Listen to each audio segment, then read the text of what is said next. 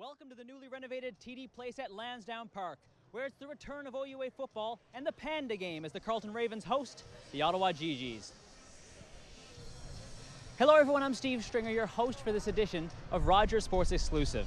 An Ottawa tradition since 1955, the Panda Game had been a fixture at this location for 44 years until the suspension of the Ravens football program following the 1998 season. Last year marked the rebirth of Carleton football and the return of the game to the new GG's field. But now, with the Lansdowne makeover complete, the teams clash here once again at TD Place, looking to start the next chapter of their storied rivalry. Last season was all about the football relaunch for Carleton, and suffering an 0-8 record was just part of the growing pains expected from a brand new program. However, the Ravens started this season with a bang in their first win against Waterloo, raising expectations for their sophomore campaign. They took that momentum into Hamilton against the number 4 team in the country and were within a touchdown of the Marauders in the fourth quarter before losing 37-17. Quarterback Nick Gorgachuk tossed two TD passes in that final quarter. He and fellow QB Jesse Mills give Carleton 2 threats from the pivot position. Ottawa, meanwhile, came out of the gate very strong, posting back-to-back wins over York and Queens to pull into the 8th slot of the CIS top 10. However, number 7 Guelph stopped their streak with an emphatic 42-7 road win at GG's Field last weekend, dropping Ottawa to 2-1 and out of the top 10. Quarterback Derek Wendell struggled in the loss, but still leads the OUA with 7 TD passes and is third in yards per game with an impressive .281 average. Guelph's win over Ottawa created a 3-way tie for 4th place in the OUA standings at that 2-1 mark, nestled just behind the 3 unbeaten teams McMaster, Western, and Windsor.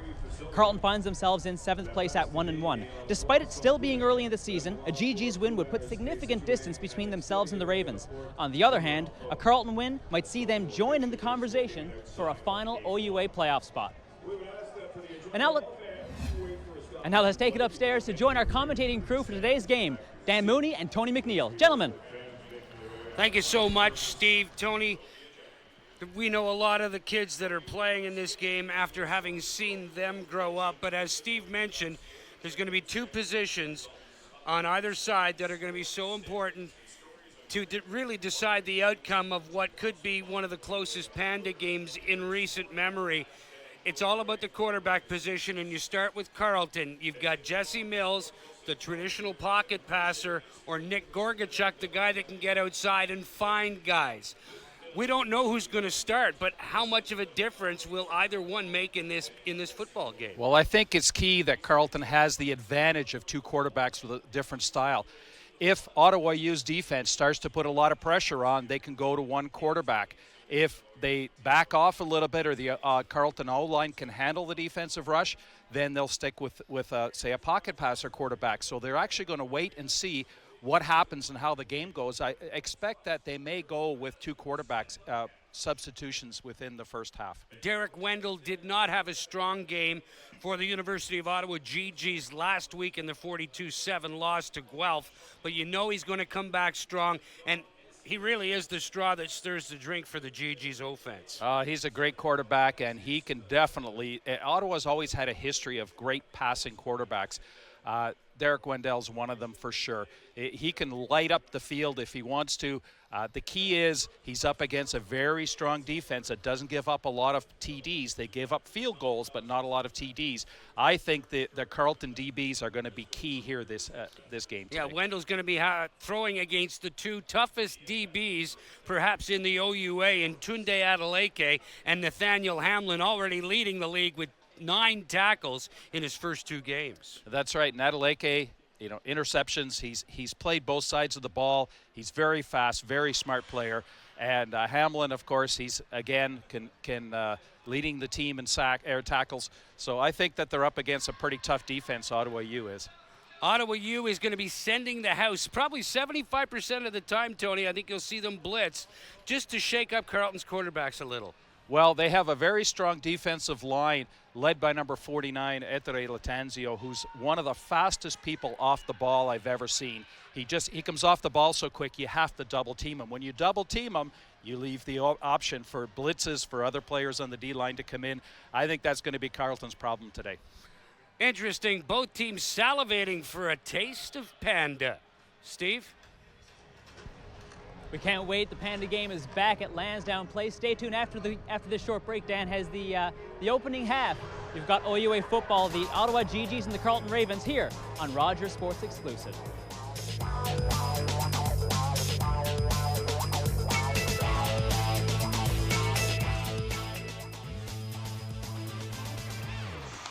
Welcome back to TD Place.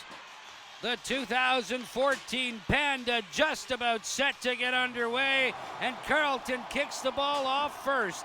Taken at his own 3-yard line. Number 25, Bryce Vieira, still on his feet, gets outside and is finally brought down around the 26-yard line. And that's where the University of Ottawa GGs will scrimmage. First down, 10 yards to go for the opening possession of the 2014 Panda. Well, this game is so important for both teams. You know, 2-1 record, 1-1 record. What I think you're going to see is Ottawa U coming out with a ball in the air right away and trying to march that downfield with long passes, probably in the first series or two. Wendell at quarterback to give on the first play to number 32, Mac Tommy. He'll pick up a couple, but there's a flag down in the backfield, and that's more than likely indicative of a holding call.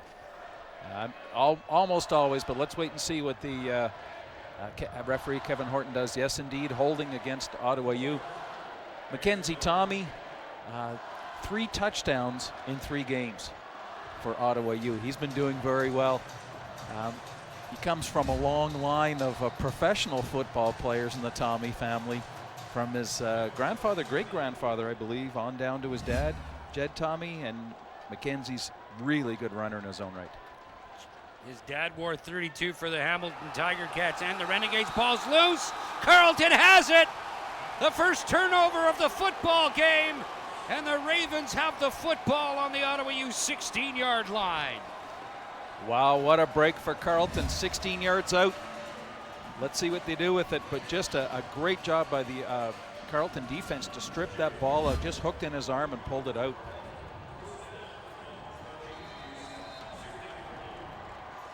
Not quite sure who picked up the loose ball, but Carleton now, and Nick Gorgachuk gets the start for the Ravens.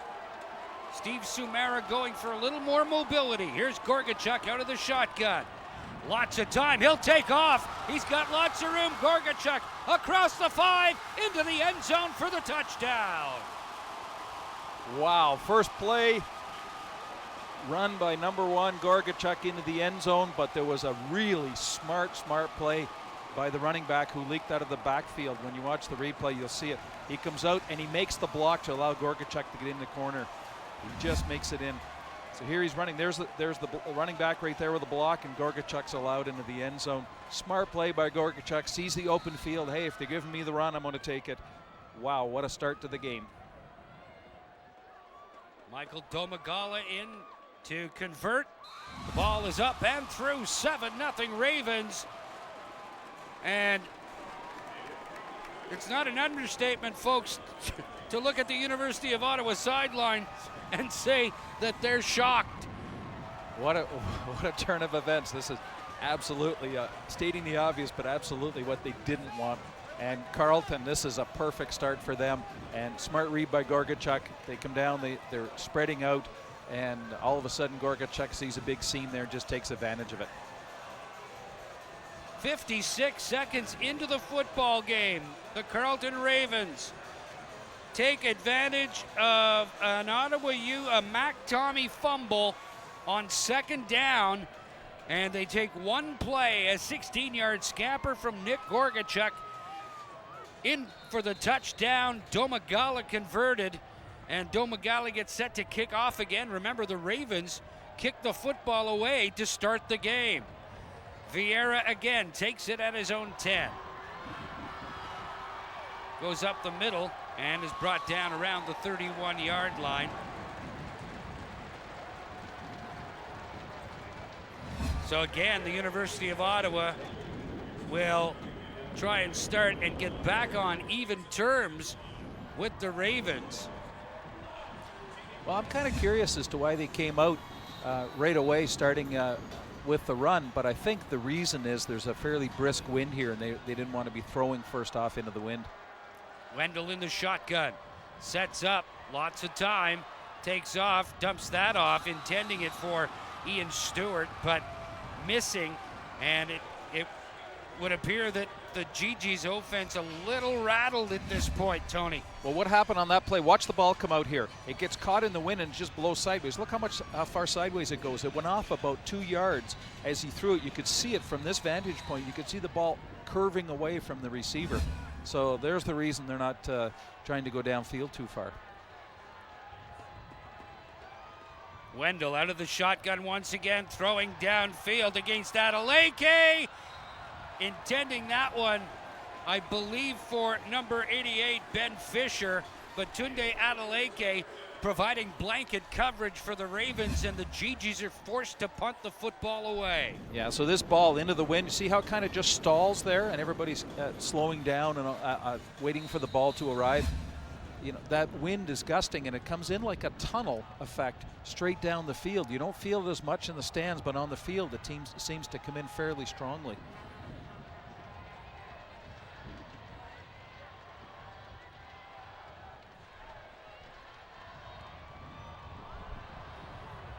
Punt by Dominic Bellardini, taken by Adeleke, and Adeleke gets over midfield.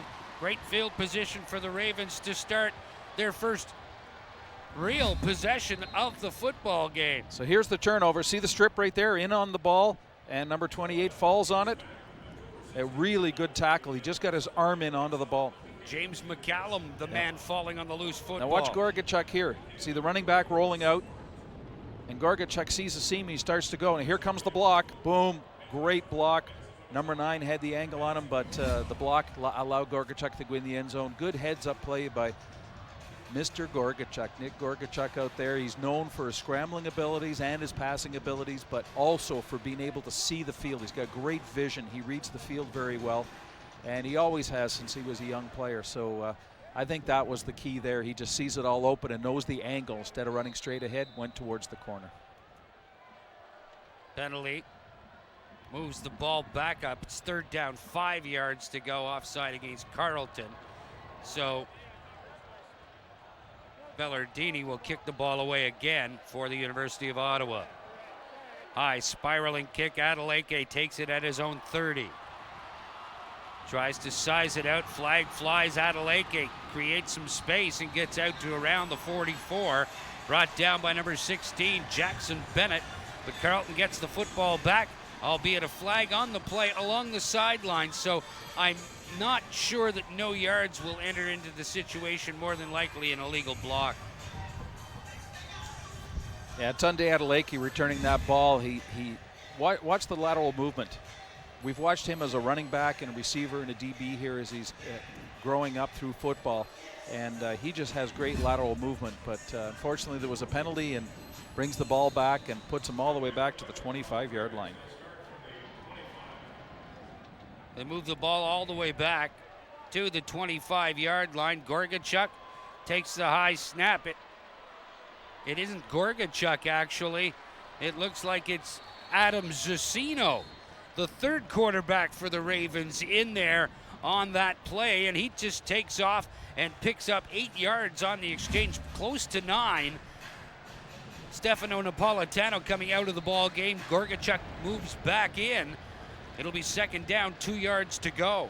So a bit of a surprise play there by Carleton, but a good call to snap and run, and some good heavy blocking out front of it.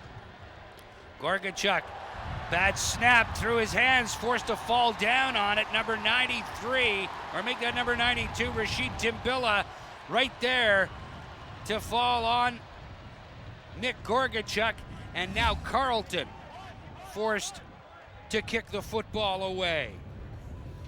Well, another strange turn of events. The last 2 snaps have been quite high.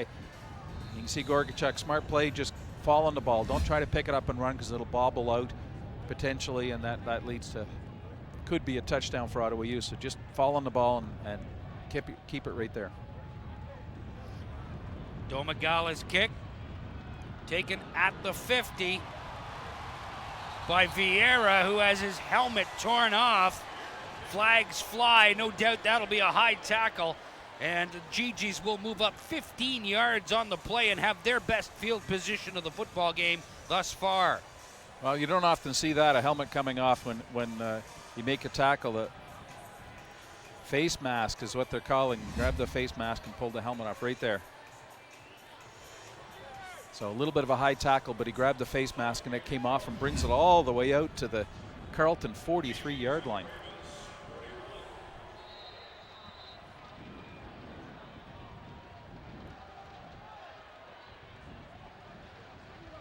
Wendell gives the ball to Tommy, and Tommy trips over a couple of his offensive linemen, and he'll pick up about 5 yards. It'll be second down 5.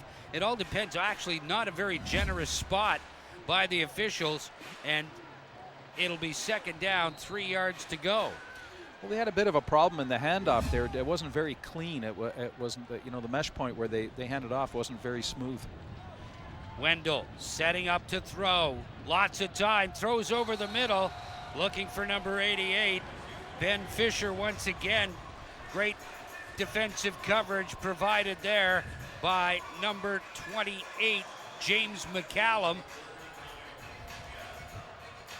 So third down, a little outside the range of Dominic Bellardini. So the GGs will kick the football away, especially into that reasonably brisk wind.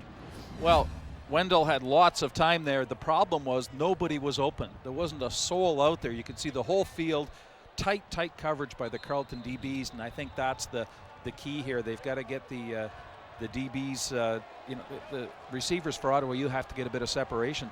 The DBs shut them down completely on that play.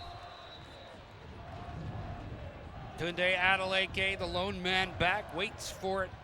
The Bellardini punt at the 2. Oh, and a great kick by Bellardini forces Adeleke deep into his own end zone. He picks it up on the dead ball line, and it will go into the books as a 62-yard single. So the single point, the GGs get one back, Tony, and it remains to be seen just how important that single point may be at the tail end of this football game. Yeah, always say take the points whenever you can get them. That was a wonderful kick. That was just he kicked it right through the wind. And remember, he's kicking in a pretty strong headwind here. Kicked it, perfect angle, gets down in the end zone and rolls far enough back that they get the single point out of it. Just a fantastic kick by the punter.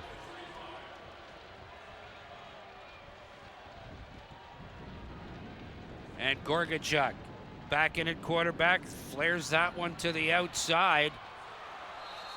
Looks like it's a completed pass for 12 yards.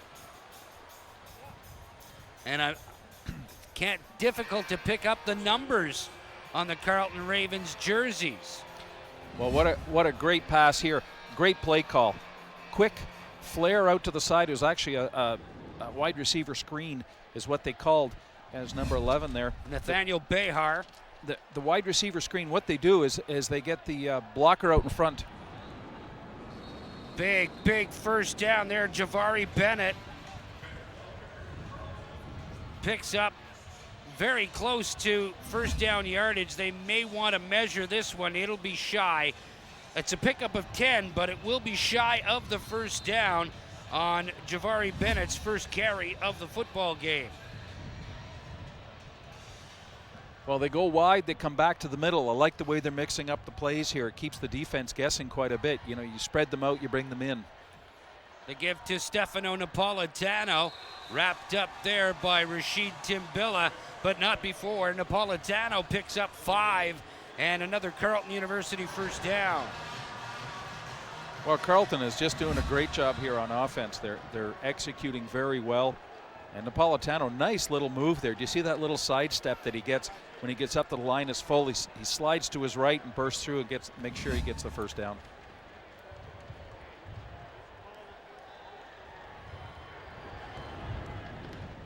The 48-yard line of the University of Ottawa. Gorgachuk finds Behar once again at the 50. They'll lose yards. Great defensive coverage from Ty Cranston, holding up Behar after he made the catch for a loss of 2. Well, you see Gorgachuk rolling out there, but a really good read by the Ottawa U defense. Watch as he goes to throw the ball. There are 2 jerseys right there. It's the only person open that's within range, unless he went back counter and went back across the opposite side of the field, but that's a very difficult throw.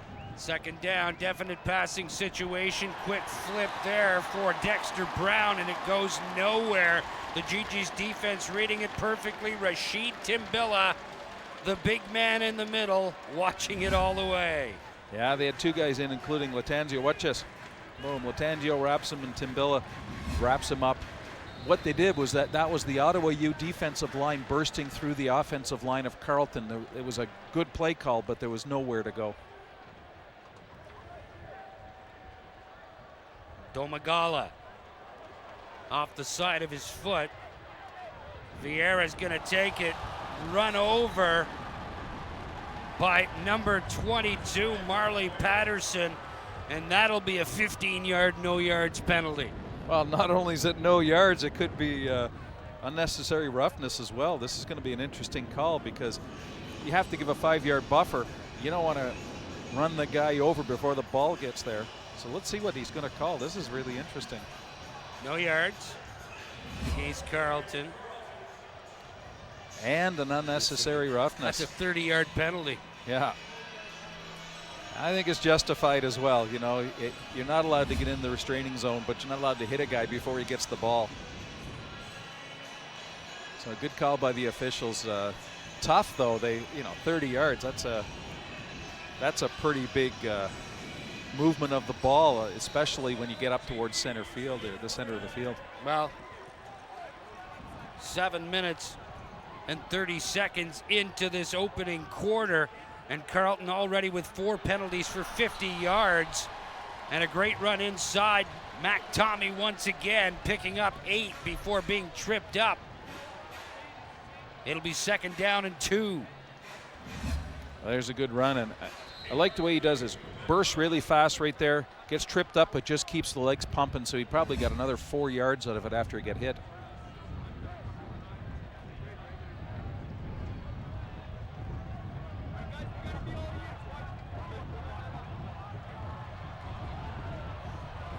Tommy again trying to get to the outside, and wonderful pursuit there. Carlo Galata, the outside linebacker for the Ravens, got outside and made sure that Tommy had nowhere to go with some help from Leon Cenerini. Yeah, good job there. And Carleton's got a very fast, strong linebacking core as well. But that's one of the things you see here was the team speed. So that, for an option play like that, I think Carleton did the right thing. First person in, take the ball carrier, regardless. Just get the ball carrier, make him make a play. I think the quarterback had to get rid of the ball earlier than he wanted to, and then the support came up for Carleton as well. Timeout. University of Ottawa. Dominic Bellardini didn't have enough players on the field, so the GG's forced to burn a timeout. Always a coach's worst situation when you don't have enough players in the field. But it happens all the way up to the CFL and the NFL.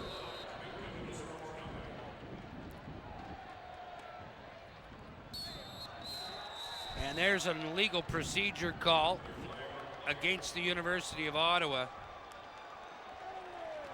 Well, they tried a little bit of a surprise play. What they're trying to do is draw the Carleton players offside by having all the movement in the backfield, pretending that the ball's been snapped. Carleton didn't fall for it, but the Ottawa U offensive line stood up. One of the players started to stand up, and of course, illegal procedure moves the ball back 5 yards, as Dan says, and now they're going to have to punt, but they just lost 5 on it. From their own 53, Adeleke picks it up at his own 11-yard line. Trying to get outside, stays inbounds, reverses his field, and now has a seam. Tunde Adeleke loses the football, and it's picked up by the GGs, Jordan Sutcliffe. But there's a flag down on the field. A great individual effort by Tunde Adeleke, only to have the ball torn from his hands. The GGs have it, but we'll have to wait and see what the ultimate call is by referee Kevin Horton. As we're talking about earlier, Tunde Adeleke, he's great lateral movement, accelerates really quickly. You just saw it there. That was a perfect example. Ball gets stripped at the end, but there's a flag right as just before the ball gets stripped. So let's see what the call is here.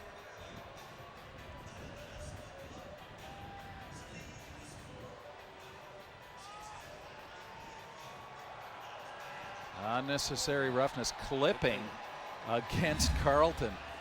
Oh my goodness. So watch Adeleke here. This is just a great run. He has nothing. He's being over to the sideline, stops, backs up, and then watch the acceleration here. Just takes off, and good strip by that ball right there. That was Latanzio that caught him and stripped the ball, I believe. Looked like number 49. So the clipping call, 5 penalties for 65 yards. Steve Sumera, no doubt not very pleased with that particular stat, as Mac Tommy gets the call, tries to get outside. Tommy with the straight arm, but can't hold off Nathaniel Hamlin, the OUA tackling leader, stopping Mac Tommy after a pickup of 7 yards. Well, what a great run. Watch the lateral movement here. See, it kind of bounces aside. Look at the footwork. He just keeps the feet going and just slides left to right without losing a step. That's just wonderful. So the referee over to adjust the sticks. They were misplaced earlier. The ball marker was correct, but the first down sticks were off a little bit, so they're just adjusting those. That's what the delay is. But what a great run by Tommy. I love the footwork there. 4 carries for 21 yards for Mac Tommy. And now first down, 10 yards to go. The first down of the football game for the University of Ottawa GGs. Inside the Carleton 20. The pitch to Tommy once again. And he'll get to around the 15-yard line. It'll be third down, around 1, make it close to 2. And you're going to see the University of Ottawa field goal unit as head coach Jamie Baresi not really taking much of a chance here. Or is he? Well, I think it's a pretty good play. 3rd and 1. You know, you're down by 6. Take the 3 points. You're now down by a field goal. Lewis Ward. The ball is down. The kick is up and through. And the GGs now trail by just 3. 7-4 here from TD Place in the 2014 annual Panda Classic. Well, it's been an interesting first quarter for sure. Turnovers, balls being stripped, odd penalties, you know, like a 30-yard penalty. It's just been a mix of everything. So I think you're going to see now the game settle down. Nice shot of the field goal there from the end zone camera. But now I think you'll start to see the offenses and defenses settle in a little more. That always happens in a big game. You know, everybody's nerves are up a little bit, even though they don't think they are. So here we go. Everything's going to settle down now. We're going to see some different kind of football. Number 30, Javari Bennett, trying to go around the left side, gets to around the 40. A pickup of 5. Second down, 5 yards to go for the Ravens. And with 4 minutes and 23 seconds with the wind in their favor, Tony, you'd think that they'd start at least to put the ball up a little bit before they have to go against that brisk wind that the University of Ottawa GGs have navigated quite successfully. Yeah, it's kind of curious. They've done a lot of running plays and really short passes. Nothing more than about 10 yards. There's Bennett once again. Javari Bennett into the secondary. Finally brought down by Dustin Wilson. A big pickup of 17 yards for Javari Bennett and a huge Carleton first down. Nice cut right there. Bounces into the line and just bounces off. This is really, really good running. You know, your lane's blocked. You just keep the legs pumping, bounce off it, and spin to the outside, and that's what he did. Great run by Bennett.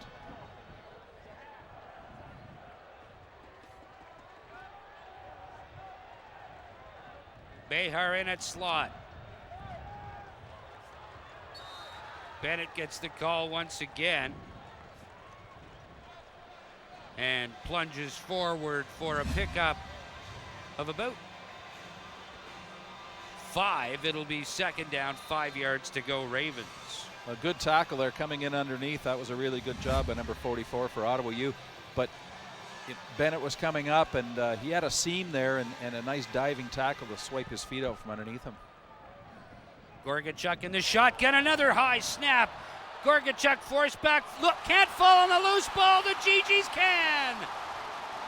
Nick LaCour falls on the loose football, and another turnover. Wow. I wonder what's happened with the center, with the snaps. You know, this is just the strangest thing in the first quarter here. That's the third high snap that he's had, and he's lost 2 of them. Just go right over his head. So Ottawa gets the ball back on the Carleton 42-yard line. Wendell. The quick give to Ian Stewart. Stewart off the right end for a pickup of about 4. It'll be 2nd and 6. Well, that was Ottawa U really close to offside there with one of the receivers. But a good play. You see that the receiver came back. He was in motion well before the ball was snapped. Quarterback just gets it, hands it off immediately in an inside handoff. Really hard for defense to read that kind of play. Second down, 6 yards to go. Derek Wendell in the shotgun. Mac Tommy the lone setback. They'll throw right over the middle, complete to Stewart, and he'll be very, very close to a first down. The Ravens defense very, very close. The tackle made once again by number 23, Nathaniel Hamlin. They're calling for the sticks to come in. I like this. Nice play over the middle. Fairly tight coverage, but good move by the receiver just to get open right there. Sorry, James McCallum making the tackle on Stewart. Well, Stewart's the leading receiver for the Ottawa U GGs, and he's a favorite target of the quarterback, Wendell. So I think you're going to see that happen a lot more, but they're going for short passes now, you know, over the middle, slightly off to the side. I think that's a really good call. Yard shy. Will we see Lewis Ward once again? The big boys are coming off the sidelines here. I think it's reasonable to think that there's going to be a large push here. Yeah, I think that's a good call. You know, risky play with a field goal. You've only got less than a yard to go. Wendell takes it, stays on his feet. Big run. Derek Wendell inside the 10. Finally brought down by Michael Black. But what a pickup. 28 yards for Derek Wendell on a quarterback sneak. Well, this is just really, really smart running. He gets the ball, and watch. He's trying to get through, bounces off, sees a seam, and he just runs through it. So he's a pocket passer, but he's pretty mobile. He's got a lot of yards rushing this year, but a great block out front of him by the wide receiver. I think it was number 2 that was blocking. I didn't pick up the number. First down, goal to goal. Wendell again, ton of time. He's in trouble. That ball's loose. They're going to rule it an incomplete pass. But Leon Centerini right in on the University of Ottawa quarterback. Wow, there was nobody open. Look at the time he has here. He's rolling around, and then all of a sudden he gets Centerini, the really good linebacker for Carleton University, comes in. There was nobody open. There was blanket coverage by the Carleton defense. Second down, goal to go from the 8. Derek Wendell in the shotgun again. Definite passing situation over the middle for Stewart. Ball's loose, finally knocked down.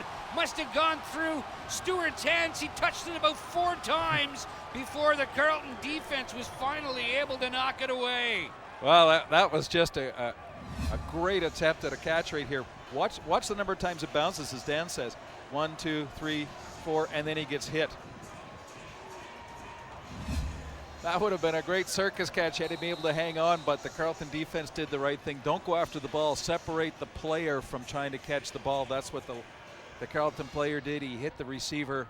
No chance of getting it after that. Full marks to Stewart for concentration. A 15-yard field goal attempt from Lewis Ward. The ball is down, the kick is up and through, and we're tied 7 apiece with 26 seconds left to go in the opening quarter.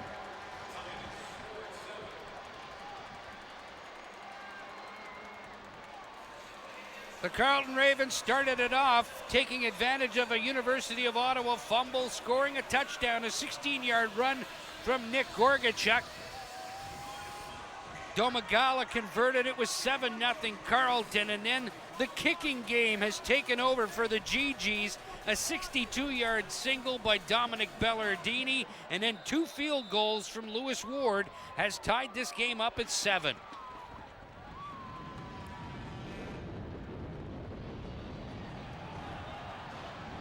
Behar has got it! They roll the catch! 44 yards on the reception from Nathaniel Behar, and what a throw by Gorgachuk. Well, that throw was about as good as you can get. Right downfield, and Behar, tight coverage on it, but he just keeps concentrating. Watch the way this ball drops in. It just kind of falls right in. Oh, perfect.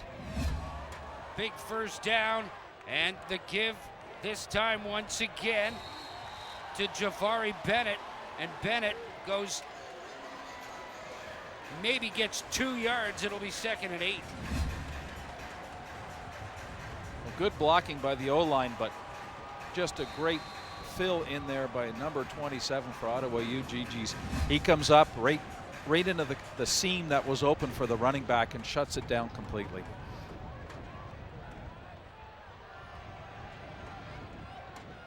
Second down, 8 yards to go. A definite passing situation for Carleton. Flared out there for Behar and hit immediately by Ty Cranston. So no time on the clock, and that's the end of the first quarter in the 2014 Panda Game. Don't go anywhere, folks. Back with the second quarter after this. You're watching Rogers Sports Exclusive from TD Place in the nation's capital.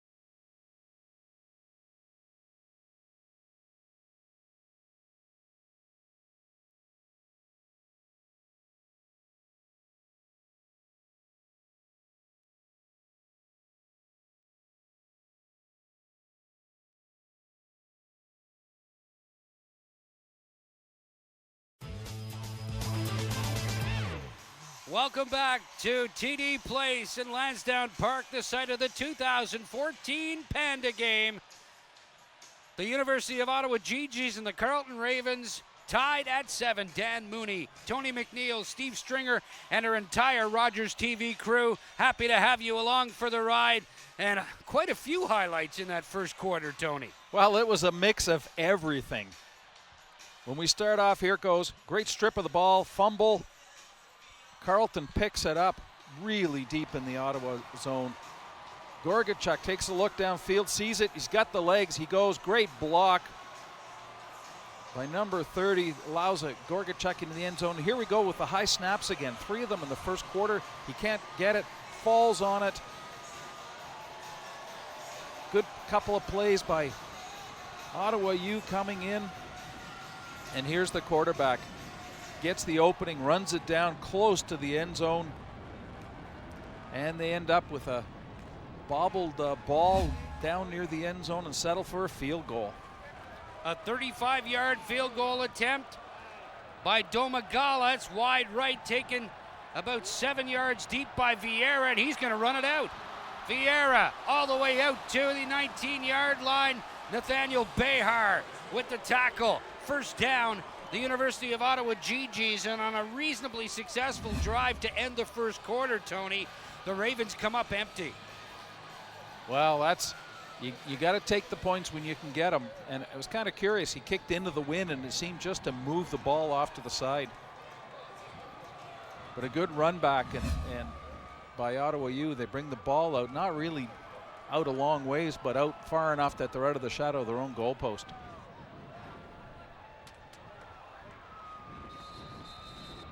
Big first down. A 27-yard return by Bryce Vieira. Here's the give to Mac Tommy. Tommy into the secondary. Still on his feet, trying to get outside. Mac Tommy across midfield. Mac Tommy still finally brought down.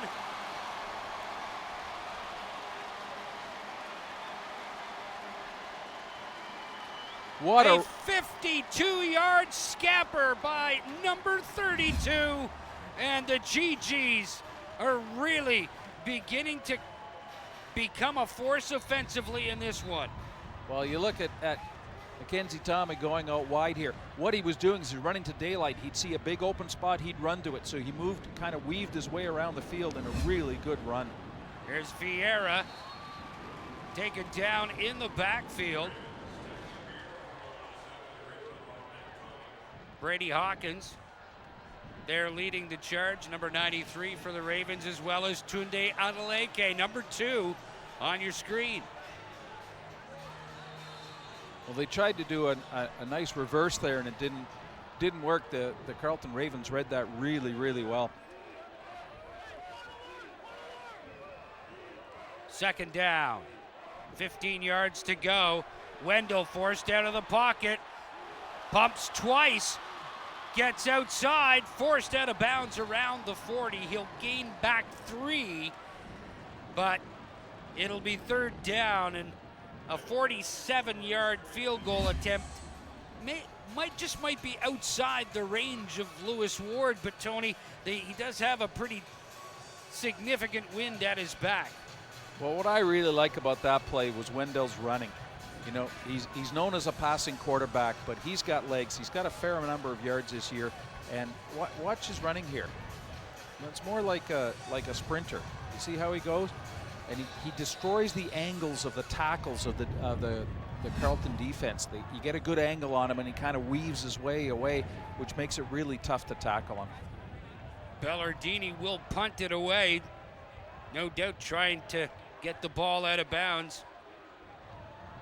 And a nice high spiraling kick by Bellardini goes out of bounds in the end zone for a single.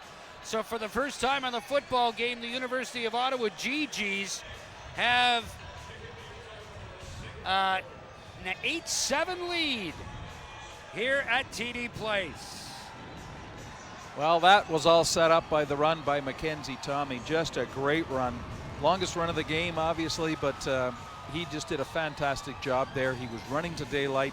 He would angle his way off towards the sidelines, back in a little bit, back out towards the sidelines, again making it really difficult to get a line on him to tackle him. And then he broke a couple of tackles on the way. First play of Carleton's drive, Gorgachuk still in there. And again, Javari Bennett gets the call and plunges his way for about 4. It'll be 2nd and 6. Well, it's kind of curious, you know, the play calling. Carleton's been very inventive in their play calling. I think they've done an excellent job at play calling. It's just been, you know, turnovers, bad snaps, those kinds of things, but they've been doing a really good job here. But it's kind of curious how the defense of the Ottawa U.GGs is stacked up right now. Gorgachuk flips that out for Bennett. Flags fly. Bennett gets out to about the 40. 5 yards short of the necessary yardage to move the sticks. Holding the call against Carleton will more than likely be declined, and the Ravens will kick the football away. So the Ottawa U.GGs defense, they were stacked up in a 44, and what that means, you have 4 linemen and 4 linebackers. So you see them all flowing out right there, and then the DBs coming up. But what happens with a 44 is it's very difficult to run against that. You have to go wide. That's what Carleton did. But because they were strung out so far, it allowed the Ottawa U.GGs to go up and make the tackle.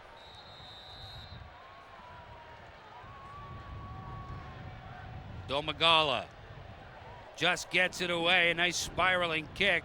Vieira takes an Ottawa U bounce. Vieira picks it up about the 32, and no yards will be the call, but it will be of the 5-yard variety. A little pushing and shoving after the whistle, but no damage done as the GGs get the football back, and it'll be first down, 10 yards to go from, I would imagine, the 38-yard line. No yards. The indication from referee Kevin Horton, and unnecessary roughness against Carleton. And that unnecessary roughness was right at the end of the play, more towards the middle of the field. But it's kind of curious why Carleton would have gone in to get the no yards penalty. The one player that was closest to the ball for Carleton was backing up. It was the player who was coming in behind the punt returner that had the issue. He came right in and made the tackle right away. He didn't respect the no yard zone. 7 penalties for 85 yards for the Carleton Ravens. And it's curious, that's been one of Ottawa U's issues this year, is the number of penalties. You know, too many penalties per game. It's not an extraordinary number, but it's still higher than the coaches would like. In this game, it's been Carleton that's taking all the penalties. McTommy, the fake. Wendell takes himself, goes around the right side, and is forced out of bounds by number 16, Justin Howell, after a pickup of 18 by number 12. Well, this is just a great play call by Ottawa U. What they did was they took the focus off the quarterback. Everybody thought there was a running play, and then the quarterback with those great legs runs out to the side. Wendell again takes off around the right side, and it forced out again at the 20-yard line by number 52, Elliot Nelson. So why would Ottawa U be making these play calls right now? Well, as we were talking about earlier, there are no receivers open for Ottawa U. So what do? You run some running plays, which have been successful at. But now if you start to move the quarterback out, Carleton has to adjust. So they're causing Carleton to adjust their defense to handle the quarterback running, which in turn will open up the receivers. Wendell for McTommy. They only needed a yard for the first down. Tommy picked up 3, so they'll move the sticks again. And the University of Ottawa GGs, despite being down here and being shocked in the first minute of the football game, have really calmed down and taken over, Tony. Yeah, they didn't get. Usually when a team gets hit like that, it takes them a while to readjust. Ottawa U did not take any time at all. They came right back out, guns blazing, just kept playing their game, moving the game down. So good job by the coaches and good job by the players to adjust to that. illegal procedure against the University of Ottawa as that snap hit one of the men in motion coming through. Well, he had to stop on the way through, so I don't know if it was supposed to be a direct snap, which is the wildcat that you've heard so much about. It's either the wildcat, it's offside against Ottawa U, but he had to stop when he came through. Watch this, and then he gets hit with the ball. It was kind of an odd play. The timing was completely off on that one. First down, 15 yards to go. From the Carleton 23-yard line. Wendell in the shotgun. Sets up, gives it to Mac Tommy, and Tommy has nowhere to go. So on that play, Ottawa U GGs had set up where they had quad receivers to the left. So 4 receivers to the left, 1 to the right, lone player in the backfield. And then they delay, do a handoff, but Carleton defensive line bursts through, right through the offensive line of Ottawa, and as soon as he gets a ball, there's a man on top of him and then a second person right there to assist on the tackle. Number 97, Stephen Carty, there to make the stop for the Ravens. Second down, about 17 to go. Wendell just puts that one up, Hail Mary style, and it goes incomplete as 2 GGs and 3 Ravens played jump ball. Well, Wendell got hit there right away. He had a guy open, but he was the receiver was open early, but he couldn't get the ball away. So right there is where the receiver gets open, and he throws the ball, and then he gets hit. But what he was doing there was he's throwing off his back foot because he was in motion. He had to get the ball out then because the Carleton DBs were closing in on the receiver, so that was the time to get rid of it. But he went off his back foot. 34-yard field goal attempt by Lewis Ward. The ball is up. He's got more than enough. And it's now 11-7 for the University of Ottawa. And it's been all kicking.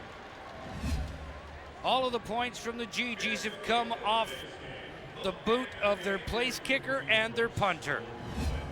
Well, that's what Carleton's been doing is they've been bending but not breaking on their defense, and this is the 3rd game in a row. You know, the opposition will flow down the field. They'll get close. When they get to the red zone, you know, somewhere around the 20-yard line and in, what they'll do is they'll just stiffen up and not allow them in the end zone, and then give up the field goal.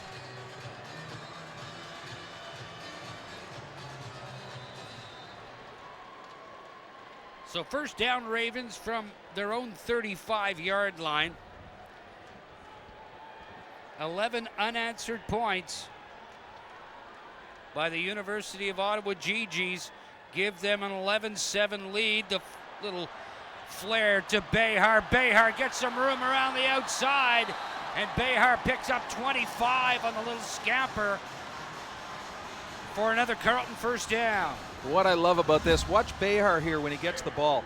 Just after he gets it, he starts to run. And watch the little change in speed. Slow down and then speed up again. And it causes the defensive player who had a good angle on him, causes him to miss because he's trying to tackle him. He can't get set and do it, you know, wrap him up. He's got to reach out with his hands. Really, really good run by Behar there with that little change of speed.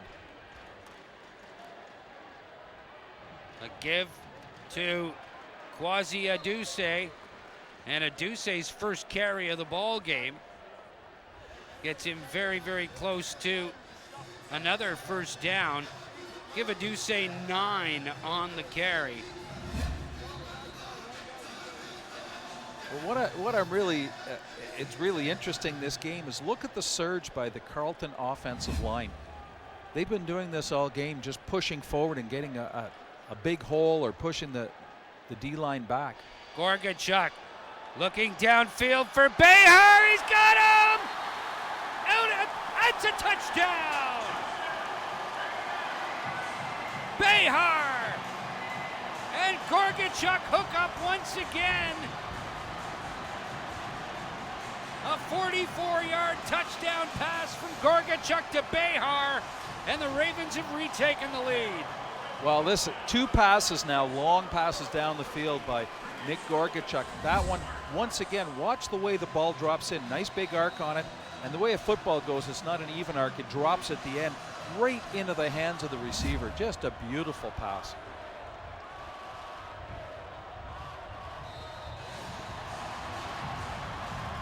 6:44 of the second quarter, and with Domagala's conversion, it's 14-11 Carleton. So this 2014 Panda has had just a bit of everything, and a flag down on the convert. It's actually no flag indicated by referee Kevin Horton, and the score stands with 8 minutes and 16 seconds left in the opening half. The Carleton Ravens have come back on a 44-yard pass and run from Nick Gorgachuk to Nathaniel Behar. We got a football game again. Yeah, well, all the predictions were this is going to be a tight game. It could go either way, and it's turned out to be that. 14-11, very close. Still have the second half to play, but so far it's been a really interesting game. You know, good offensive plays, good defensive plays, turnovers, bad snaps, everything. Sort of bit of mixture of everything, but really entertaining game so far.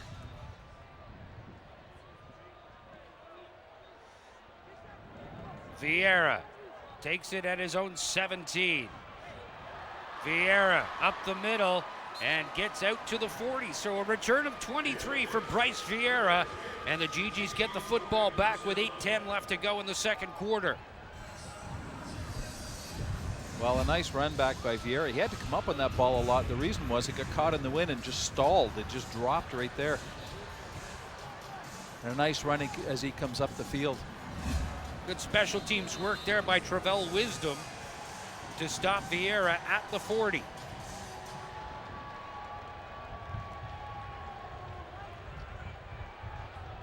Tommy gets the call again, trying to get around the left side. Flags fly as Tommy taken down by Nathaniel Hamlin over on the far side. So the initial indication is holding against the Ottawa U GGs. But what another nice run by Mackenzie Tommy. I'm really enjoying this today. He starts out little burst of speed to get just around the tackle and turns it upfield at the first opportunity. Really smart running. So they'll move the ball back to the 30-yard line. It'll be first down, repeated 20 yards to go as a result of the holding call against the GGs.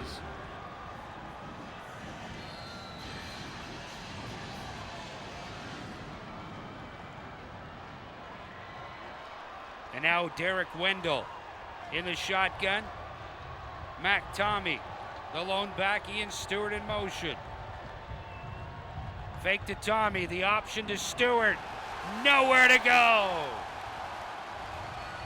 Number 97, Stefan Cardi, read it all the way. Well, this is twice now that they've tried the option play where the quarterback has it. If you're going to tackle the quarterback, he throws it or tosses it. If you're not, he's just going to run with it. But just great reads by the Carleton defense on that. Neither time they tried this play has gone anywhere at all. Great defense by Carleton.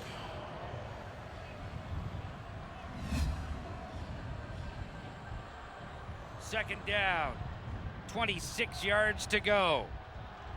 Here's Wendell, forced out of the pocket, being chased by Centerini. He's got him.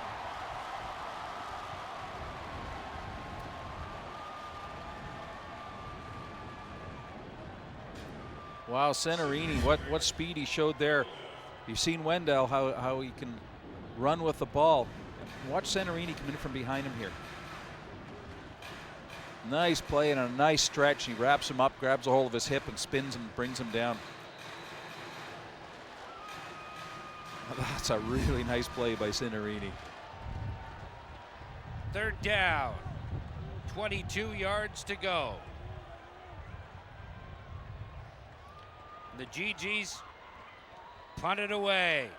Nice high spiraling kick that goes out of bounds around the midfield mark. It all depends on where they spot it. They're going to give Carleton the football back at their own 53-yard line. So Nick Gorgachuk and the Carleton offense with great field position to start off this next drive. Their last one pretty successful with a 44-yard touchdown pass from Gorgachuk to Nathaniel Behar to regain the lead. They lead this one 14-11. Dan Mooney, Tony McNeil, Steve Stringer, and our entire Rogers TV crew Very happy to have you along for the 2014 Panda Game from TD Place in the nation's capital.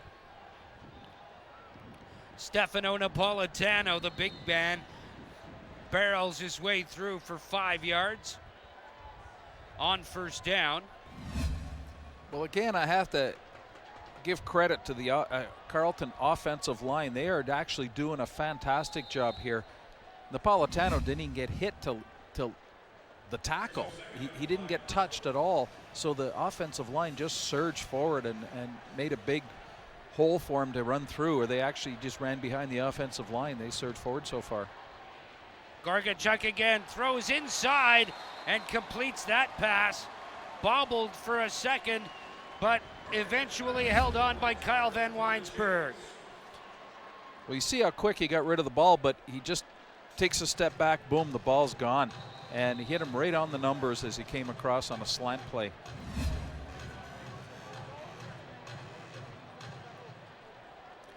Van Weinberg's first taste of football this afternoon. Gorgachuk. Again, the give outside to Aduse, and Aduse with nowhere to go. Rashid Timbilla there to shut the door. Well, what happened there was Ottawa U sent the blitz. See, a blitz is the players that you normally send plus a few others, and they just burst through.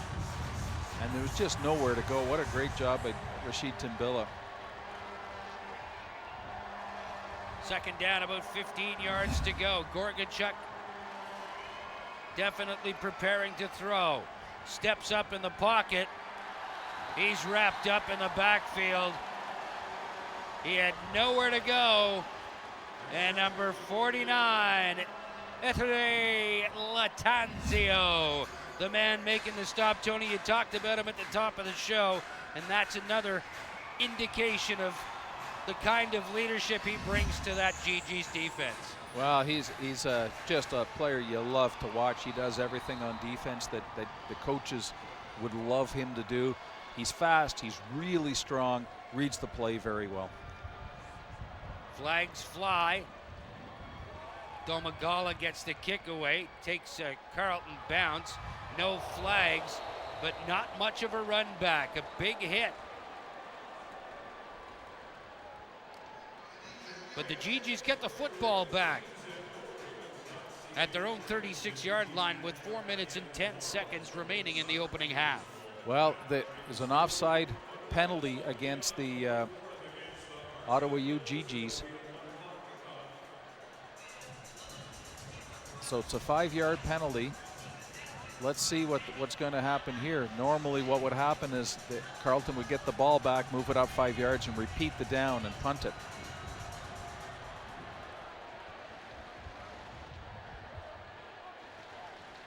Offside, decline.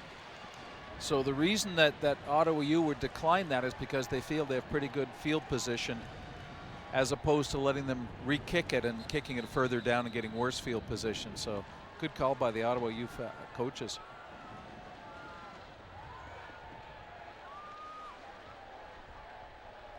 Well, the officials are having another little conference out in the midfield.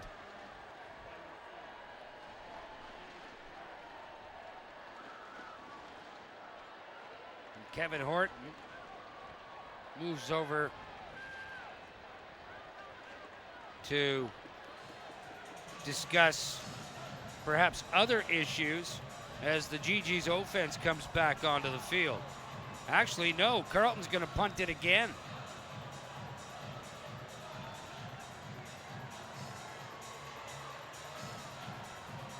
Offside is not declined. They've taken the penalty, forced Carleton back to try and get more yards on a return.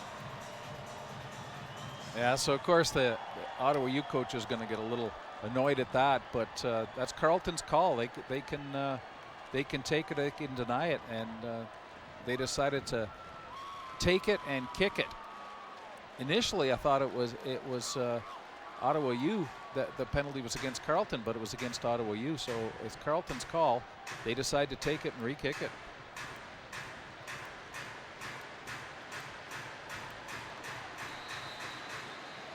hoping that Domagala can launch a rocket. And he does. Bryce Vieira takes it at his own 16, spins away from a couple of tackles, and finally brought down around the 30-yard line.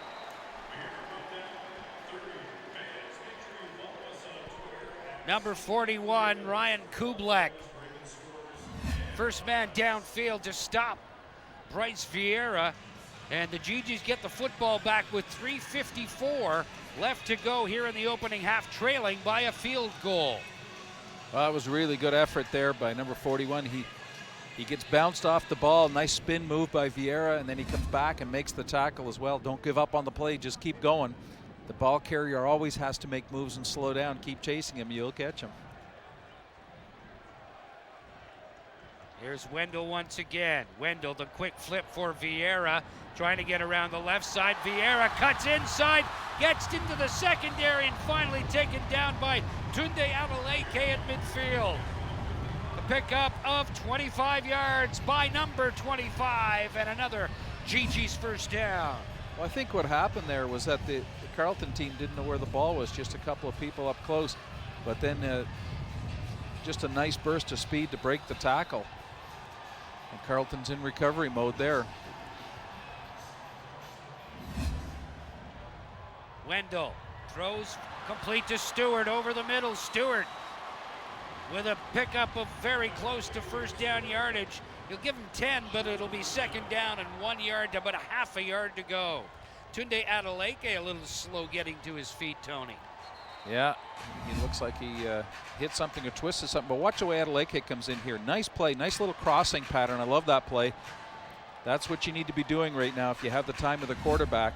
The crossing pattern's very hard to cover, and the middle of the field gets cleared. Of course, the receiver comes into an area that's just been cleared, and if you put the ball just in front of him, it's almost always a complete pass. And Adeleke turned on the jets there and caught up with Stewart and brought him down, but looks like Adeleke got hit or rolled something when he made the tackle. Boy, would that be a huge hole in the Carleton defense if Adeleke was sidelined for more than just the 3 plays he's got to come out for.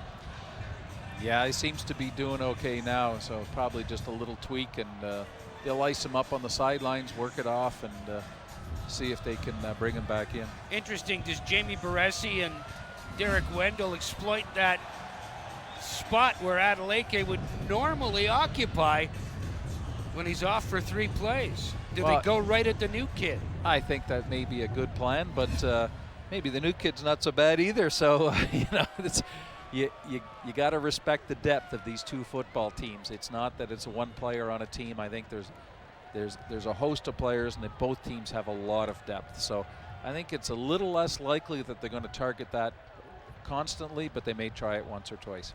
Michael Black in for Adeleke on second down and about a half a yard to go.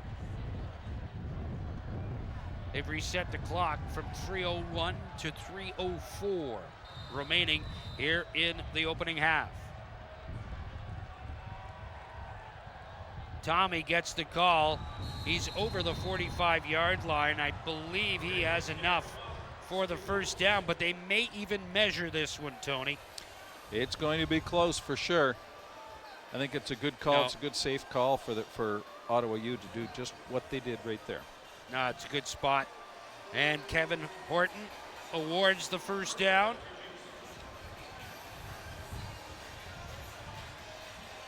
So inside the 3-minute warning.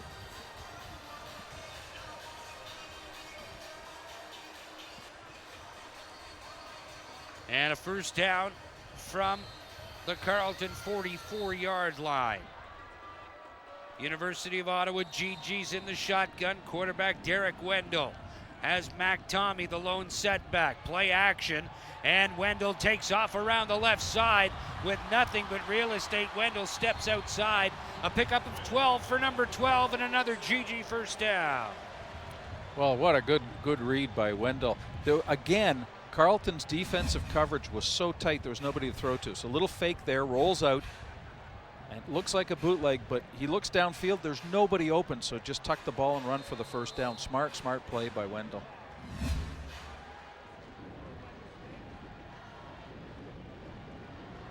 Wendell again, out of the shotgun on first down, looking, touchdown! Stewart interfered, flags fly. It'll be first and goal on the 1. Well, the DB turned like he should do. You got to turn towards the ball, but when he turned towards the ball, he took out the receiver as well. I believe that was Stewart that was going downfield. So he turned at the correct time, but not in the right way, and that's an automatic call. Defensive pass interference. So watch when the ball's in the air. This looks like a touchdown all the way, and then the DB comes in, and he just turns and takes out the receiver. So you have to call that one. Good call by the referees. 9 penalties for 123 yards, Tony, and we're not even done the first half for Carleton. Well, 100 yards is a magic number. If you go 100 yards, that's almost the length of a football field, and that's what the coach has just read. Mac Tommy held up by Brady Hawkins after a pickup of 5. So let's look at the Carleton defense. You know, we're talking about them bending but not breaking.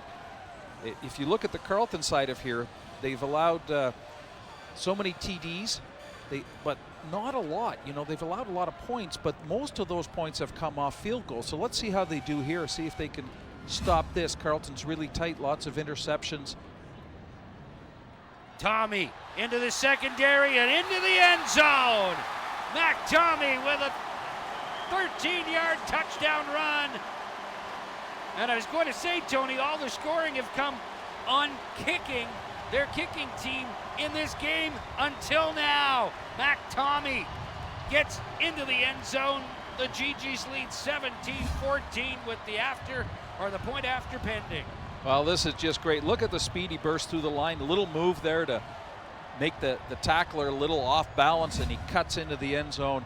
Great run. That was a more difficult run than it looked, and he really turned on the speed there and burst through the hole just at the right times. It was perfectly timed. His speed up, his cuts, everything. Really nice run.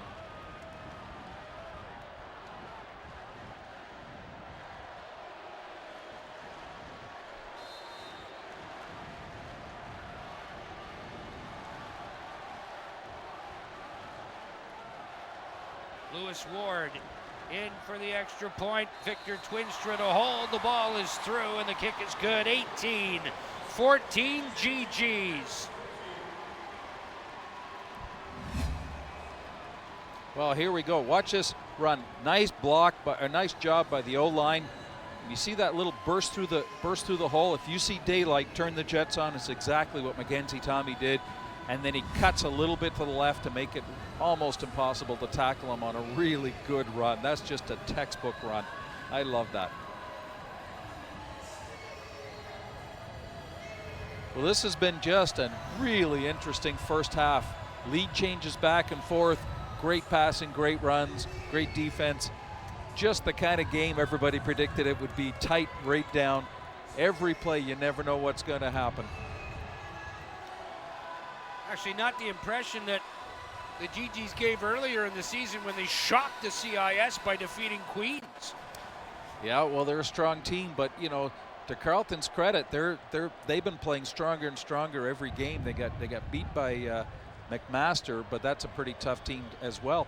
But they can play with anybody this year. Hops over the head of Bennett, forced back to his own 2. Jabari Bennett out across the 20 to the 22. Stopped there by number 15, Brendan Beaudry on special teams. So after that kickoff, let's take a quick look at the offense for both teams here. They're pretty well even. You know, Carleton's played one less game, but you know, points per game, there's 7 points difference. That's a touchdown, not a lot, but the TDs per game, Ottawa U a little bit ahead there. And you know, these guys, the yards per game, I think, is the key here. Carleton 420 and Ottawa U 483. They're almost even. Gorganchuk, the give to Aduse.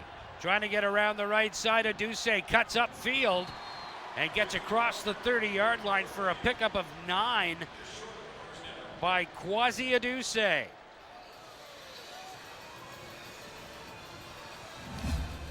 Well, this is really good running here as well, but good blocking. And then he just curves a little bit to get around the defensive players trying to tackle him. So Ottawa U's in a chase situation, and just, they did a really good job of the pursuit angles. Just as the running back curved to go upfield, they hit him right there.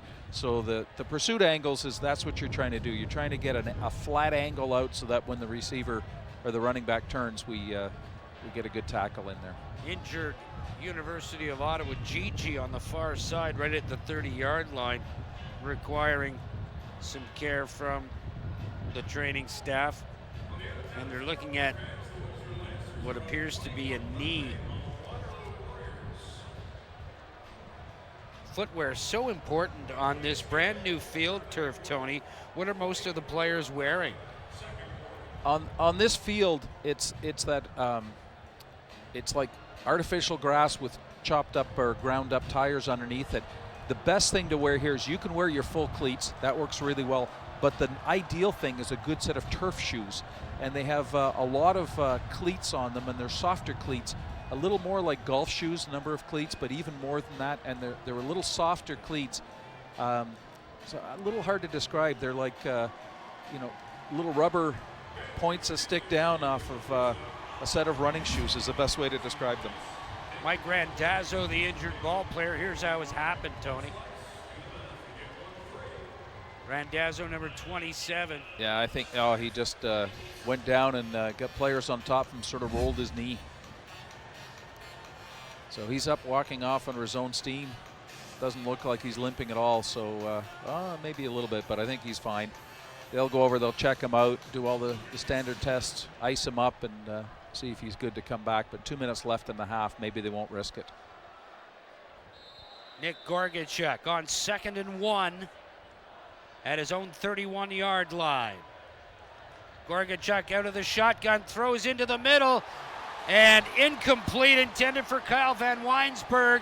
And now on 3rd down, Steve Sumara has a decision to make, Tony, at his own 31-yard line. Does he bring the big boys in and push the pile far enough to gain a 1st down and keep possession of the football with 1:50 remaining in the half?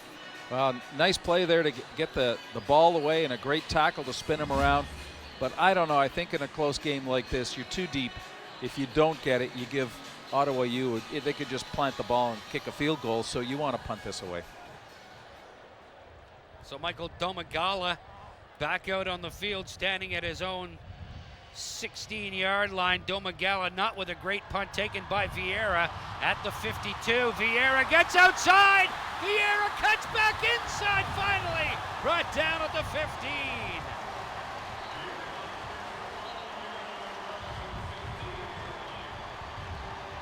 A return of 38 yards by Bryce Vieira.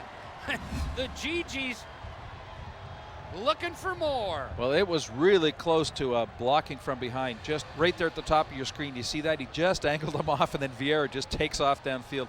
Nice little move right here to cut back in, but then he gets caught from behind. Oh, they are bringing it back.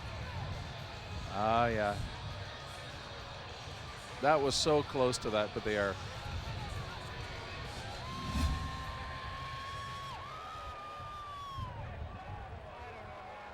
First down, 10 yards to go. Wendell looking deep for Tristan Bailey.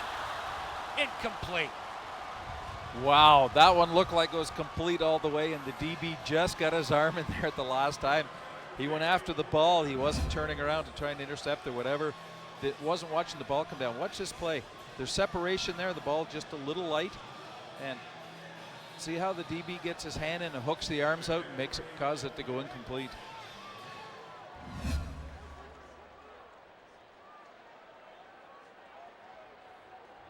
There's once again Wendell flips that one, and the knee was down. The pass complete to Dagger, but his knee was down, so they'll mark him down at the 50, or make that the 46, Carleton 46-yard line.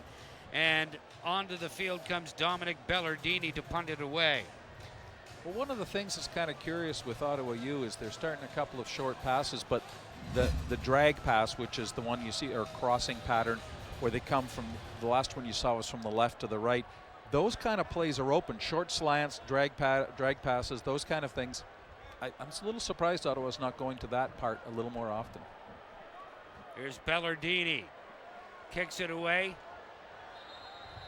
and without a return, out of bounds at the 24. So Carleton has 1 minute and 7 seconds with which to work with about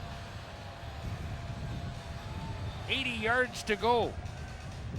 Well, they've got the offense is clicking right now for the most part. A few little things are happening, but generally they're making nice calls and they're executing them. So let's see if they can move this one down the field quickly.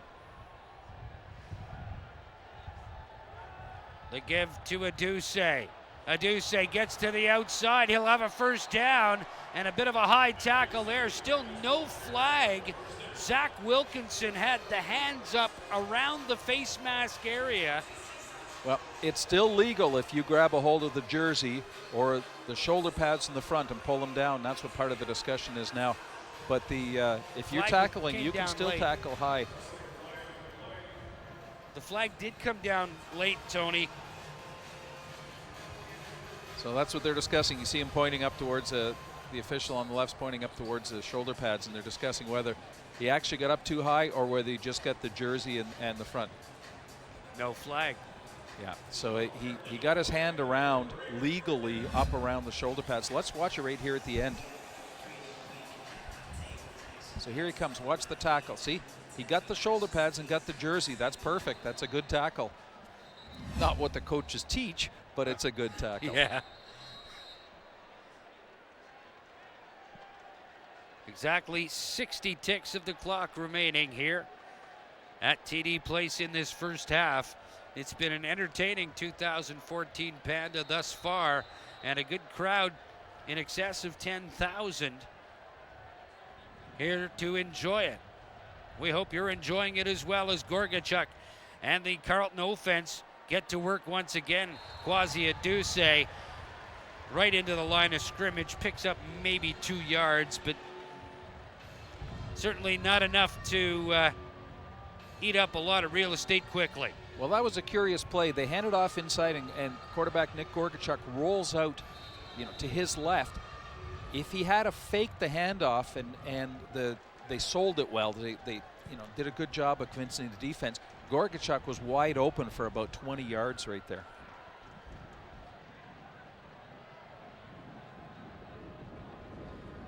Gorgachuk again with Aduse, and Rashid Timbilla closes the door on any further movement, and Carleton will be forced to kick the football away. Well, they keep going up the middle, and the offensive line's been doing a good job to now, but Ottawa U's now adjusted to that. There's the last 2 plays, there's nothing at all up the middle. Kind of curious though, that play calling, it's been working for them, so taking the safe bet, but down by 4 points just before half, it'd be nice to move the ball quickly downfield.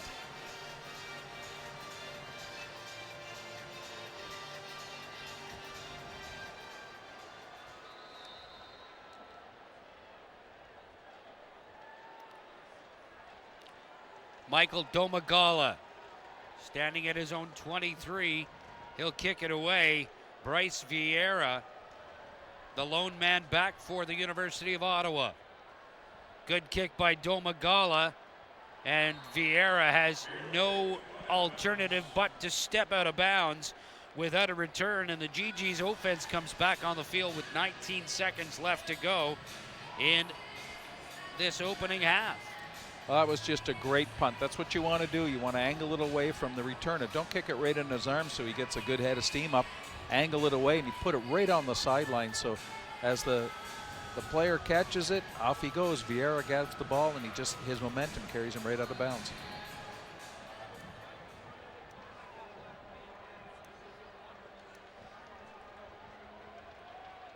Clock will not start till the snap of the football. Derek Wendell gets up, throws that one over the middle. It's complete to Ian Stewart, and Stewart gets across the 45 for a pickup of 13 yards and another GG first down. So if they can work quickly, 12 seconds left on the clock, they may be able to get into Lewis Ward field goal range. Well, that's what they're trying to do, but you see that was a double cross. I really like that play. Smart play. Here's Wendell looking downfield with a ton of time. Then he just flips that over. He's got Stewart at the 50. Brought down by Nathaniel Hamlin. A pickup of 15, but he ate up too much of the clock, and that will end the first half of play with the University of Ottawa GGs leading by a score of 18-14. A pretty interesting half, Tony. Oh, they had a bit of everything. You know, you're just on the edge of your seat here with every series. There's nothing that's dull about this game whatsoever. It's just exciting as can be. You're on the edge of your seat. You're not sure what's going to happen. Some great offensive plays, great defensive plays. Very entertaining. With all of this that we've seen in this first half, do you expect much to change? Gorgachuk has led the Carleton offense to 2 offensive touchdowns, but their success has been a little bit sporadic. Does Steve Sumara come back in the second half and start Jesse Mills? Yeah, I think he's going to stick with Gorgachuk. The offense is working well. The play calling's good. I think they're going to stick with that. I think the adjustments are going to happen on the Ottawa U offensive side. You know, there's too good of coverage by the defense for Carleton. I think that Ottawa U is going to adjust their offensive pass scheme, and they're going to start passing a little shorter, little more interesting shorter passes and see what they can come up with. It should be interesting. Let's go down to field level. Steve Stringer and the University of Ottawa head coach Jamie Baresi. Coach Baresi, you got the lead at the half, 18-14. Your assessment overall of what you saw in the first 30 Well, minutes? we got to get a bit more poised. We were making a bit too many mistakes, you know, self-inflicted type errors. So we got to get on top of that. We've had some openings, and we got to take those shots when we get it, and we've had them. Most of your progress in the first quarter was special teams. The offense got rolling in the second quarter. What do you do to keep that momentum going in the second half? Well, I've got a lot of things ready to go here. I'm anxious to. I can't tell you right now. I'm sorry, but yeah, I've got a few things waiting on this thing, so we'll get it dialed in. Not a problem. I understand. Thank you for your time. You bet. Coach Jamie Baresi, the Ottawa GGs have the lead at the half of the Panda game, 18-14. Stay tuned. We'll have more halftime coverage coming up. You're watching OUA football here on Rogers Sports Exclusive.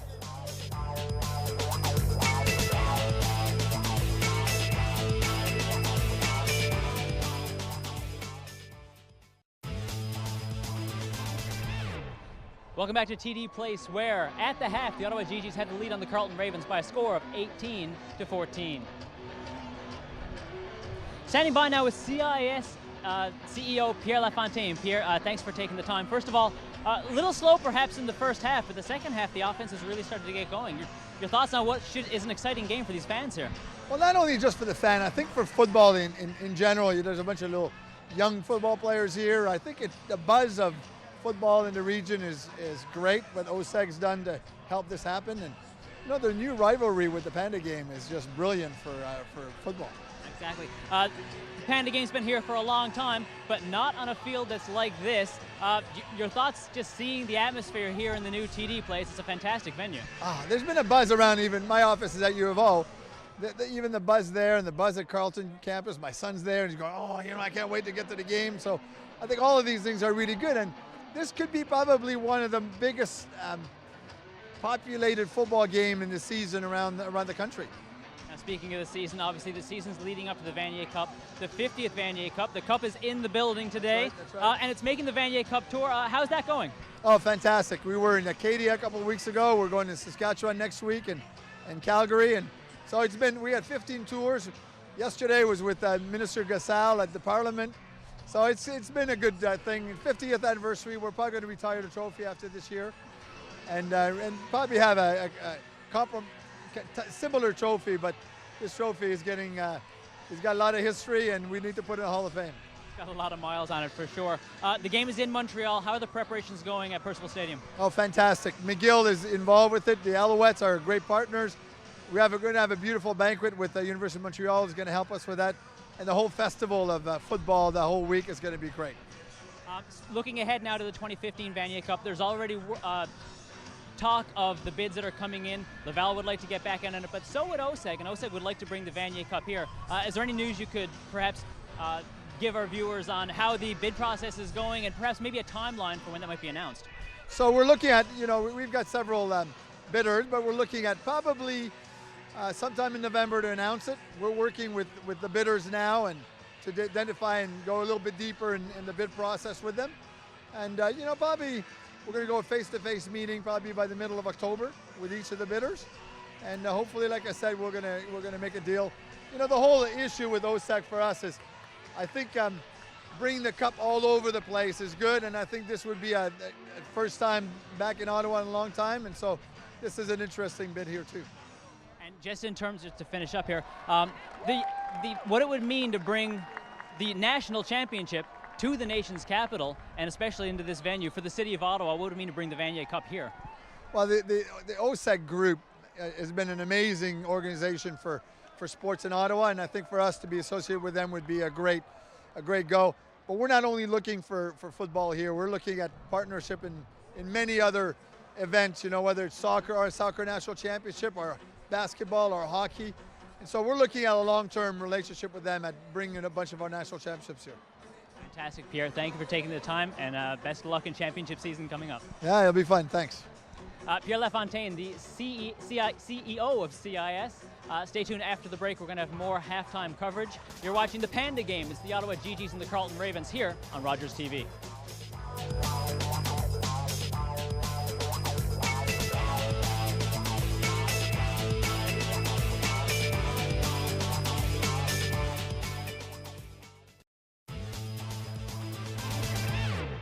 A beautiful Saturday afternoon here at the Panda Game, and the Ottawa GGs lead the Carleton Ravens by a score of 18-14. Now let's throw it upstairs to our commentators Dan and Tony to get some first half highlights. Tony, a really interesting first half there. Both teams with over 200 yards of offense and a ton of highlights. Yeah, they're both pretty evenly matched, and you didn't see any one team dominate.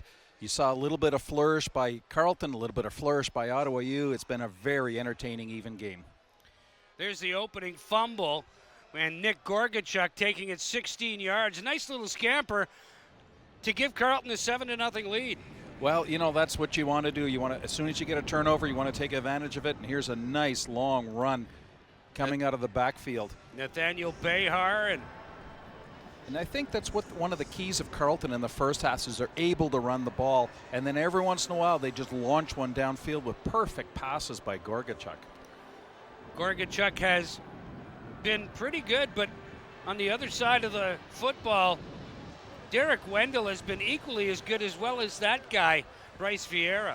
Yeah, and I think that's going to be key. There's Stewart, Vieira, and Wendell in the second half. I think they're going to come on, but here's the guy that's really controlled the first half for Ottawa U is Mackenzie Tommy with some just excellent running, just really entertaining.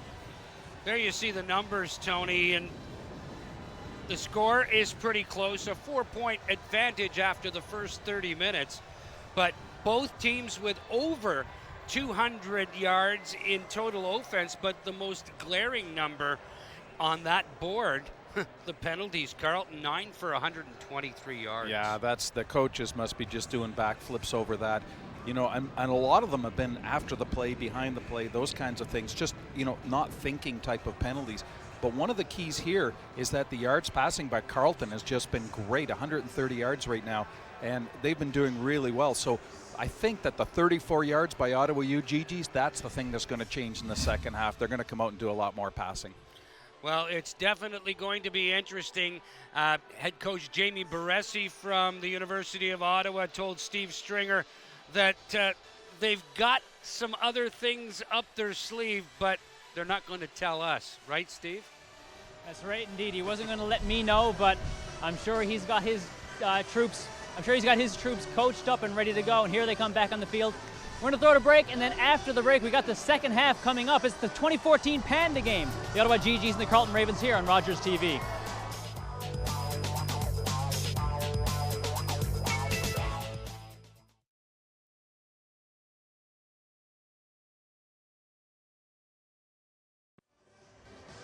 Welcome back to the Panda Game. The second half is on deck. It's 18-14. Ottawa leads Carleton.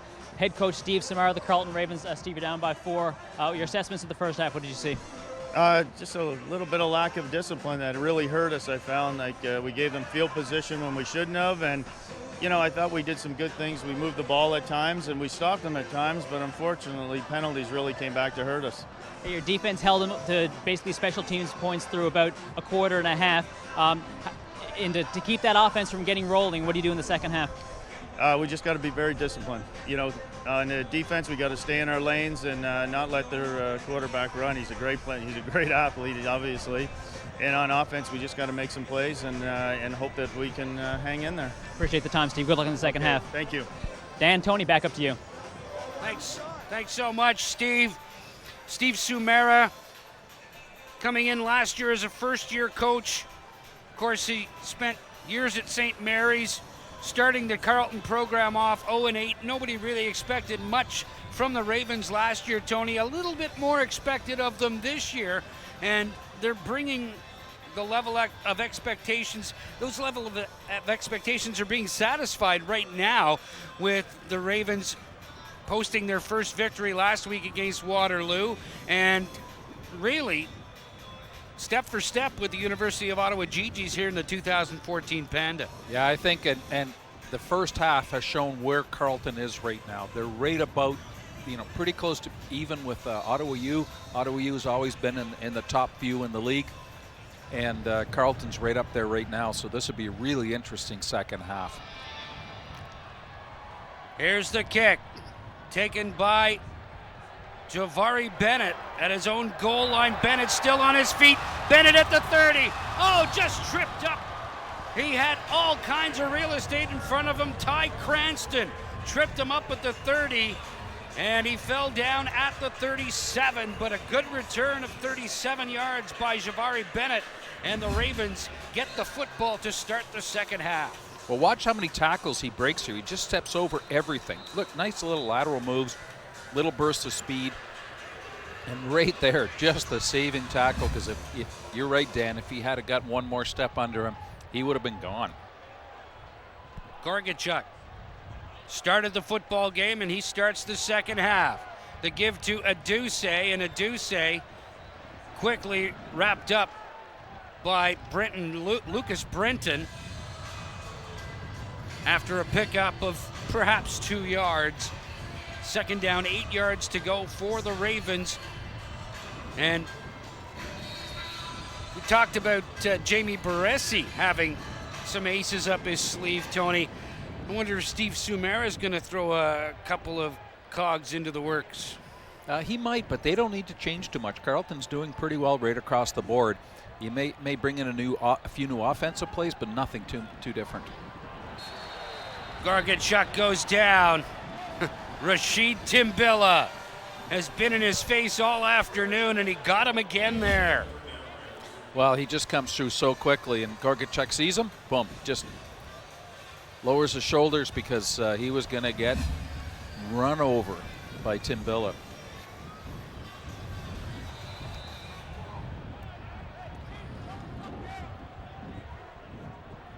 Domagala set to kick it away again, standing at his own 18-yard line. Domagala, not a great punt. That one rolls into touch. And flags everywhere. Perhaps Domagala's worst kick of the afternoon. Tony, it'll be a net punt of about 16 yards. Yeah, depending on the flags, but definitely didn't get all the connection he wanted on that kick. I knew he was angling it out toward the sidelines, but I thought that might be a bit much. And we talked about the penalties in the first half. Carleton with 9 for 123 yards. You know that Steve Sumera was in the dressing room preaching a little bit more discipline from his guys. Yeah. So holding against Ottawa, no yards against Carleton. But when on that last punt, he was trying to angle it, but when you turn your body, punting is so much of a mechanics issue. And when he turned his body, it just went off a little bit off the center of his foot, and it kind of tumbled as it went. but little things will change. So after the penalties, Ottawa U gets it at the 52-yard line. The Carleton 52. Here's Derek Wendell. The give to Mac Tommy. Tommy again, quickly wrapped up by number 25, Bamki Adewale. Not before Mac Tommy gets close to the 45-yard line, make it the 46 and a pickup of 6. I really am enjoying the Mac Tommy show today, the way he's running. Bursts through, keeps his legs going, sees the open field, bounces off of people. Really just fun to watch. Gives him the century mark too. That batted down at the line of scrimmage by number 98, Josh Cardillo. And that forces the University of Ottawa into a punting situation. Just about to say Mac Tommy now over the century mark with rushing 10 carries for 100 yards and a touchdown. Gotta be pleased with that. You know, that's just a great milestone, and we're just starting the second half, so they're going to be going back to him a fair amount. And a pretty decent average too, 10 yards a carry. Kevin Horton allows the University of Ottawa, or make it Carleton, a timeout. Get some appropriate bodies out there on special teams, as not only Tunde Adeleke back,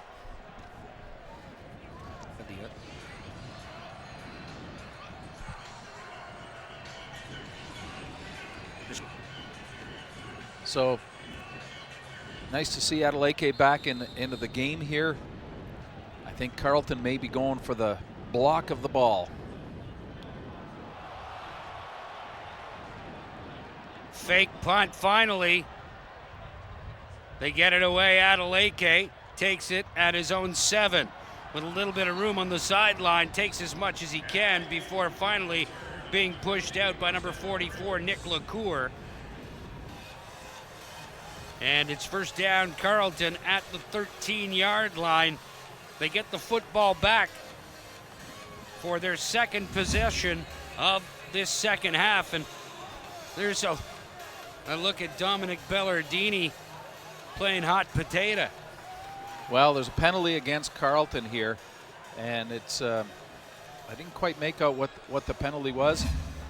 So too many men on the field or legal substitution. I wasn't sure which one that was, but so Ottawa U gets a break, and they get to move the ball forward, and it gives them a first down. Yeah.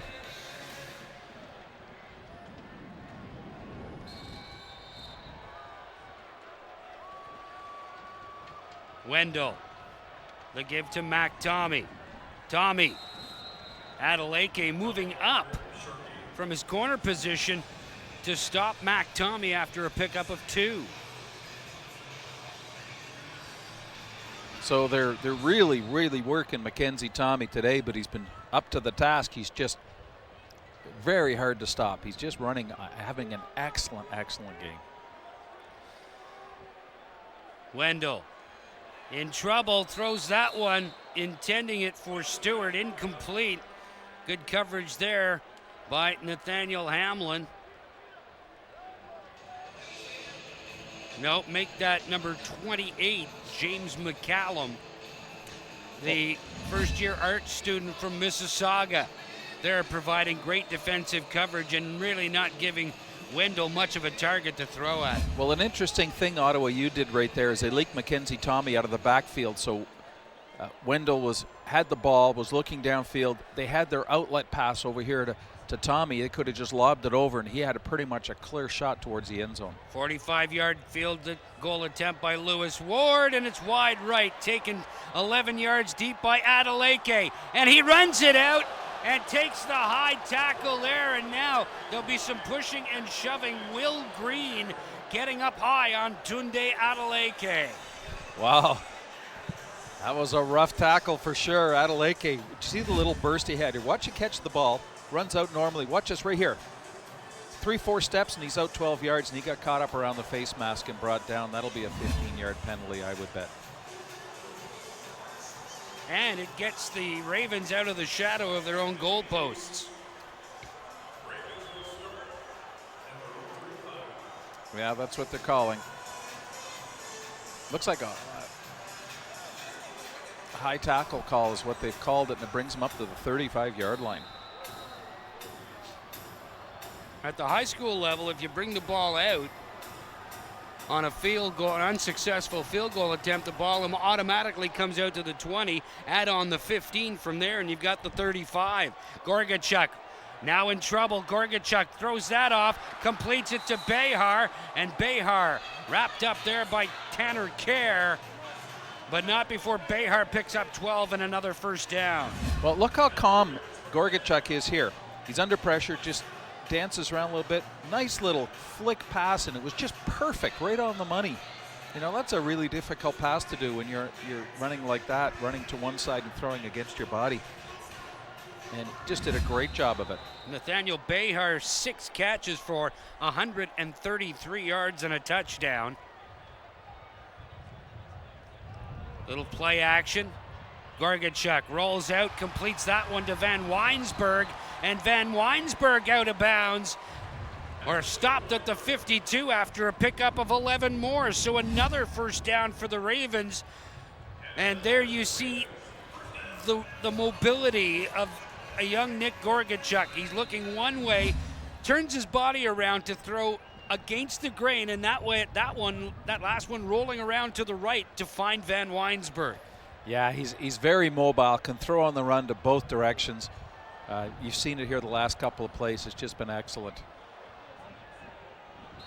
Duce trying to get through the line of scrimmage and gets across the 50-yard line. They may give him the 50 or the 49, so it will be a pickup of 3. And Duce losing the lid, or make that Andrew Ellis coming off, losing his helmet. So we're talking about Carleton not having to do much in the way of adjustment, and what they've done, that play out to the sidelines there where Gorgachuk rolled out to one way, started one way, rolled out, that's a different play than we've seen in the first half, and you see a couple of those. Gorgachuk completes that one to Dexter Brown, and Brown across the 40. Brown with a pickup of 9 and another Carleton first down as the Ravens really begin to move the football with authority. Well, this is just a great marcher. They're really crisp right now. I'm a little surprised they haven't gone to Dexter Brown more often. He's great at getting open. He's always seems to be open, 1 or 2 strides away from the defensive coverage, and he can make a lot happen after he catches the ball.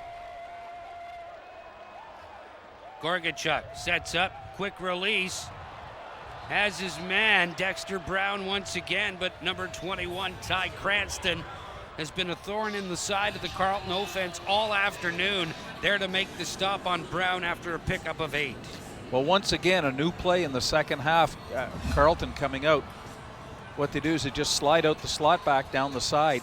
So they haven't gone to these last 3 plays, or 3 of the last 4 plays. They haven't executed those in the first half. Now they're starting to really, find little seams and little openings against Ottawa U.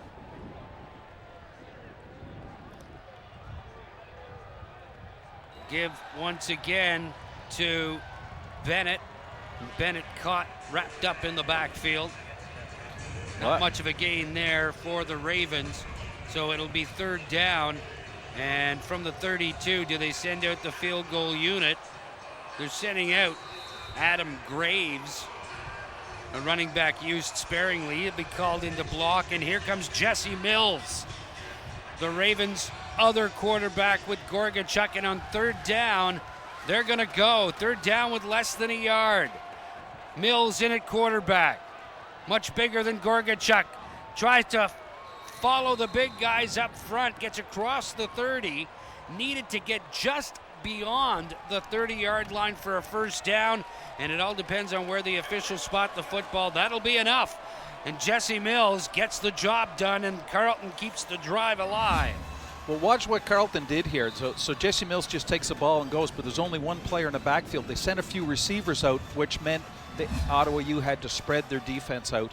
So, a little less in the box, give Mills a better chance to go. High snap, the give once again to Bennett. Bennett bounces off a couple of tackles, keeps going inside the 20, And finally held up around the 18-yard line. Randy Williams among the GGs trying to hold up Javari Bennett, but not after Bennett picks up 12 more.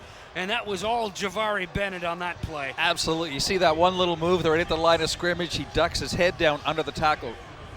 Right here, watch this. He goes down underneath, and the player is tackling him, is trying to get him up around the shoulders, and he goes right over top of him, and Bennett just squirts out and gets down the field more. Injured University of Ottawa ball player down. Is that Rashid Timbilla? Boy, he's been everywhere for the GGs this afternoon in this one, Tony. Yeah, he's been definitely one of the big players. So here we go. Let's take a look at Mackenzie Tommy's running. See, he just never gives up, just constantly going. Look at that little bounce, the footwork there. That is just awesome. You gotta love that. Fast feet, nice lateral movement. Here he goes. He finds the holes and he just bursts through them. Doesn't give up. Nice little move there, switch hands with the ball, and just keeps going. He's just got a determination about him. That's just awesome to watch here. And there, see how he goes to the open field? Little move, bounces around. He's always looking downfield. He's not just looking just close in front of him. And there's the big touchdown that really made a difference. He's just been running like just a great running back today. He's just been a joy to watch. 11 carries for 102 yards and that TD that gave the University of Ottawa the lead here. And they lead this one 18-14, 7:51 left to go in the third quarter. Nick Gorgachuk and the Carleton offense complete to Behar. Behar at the 5, spins away. Behar, touchdown! Wow, what an effort by Behar. That's just great. He should have been down 2 or 3 times. He just kept fighting for the end zone.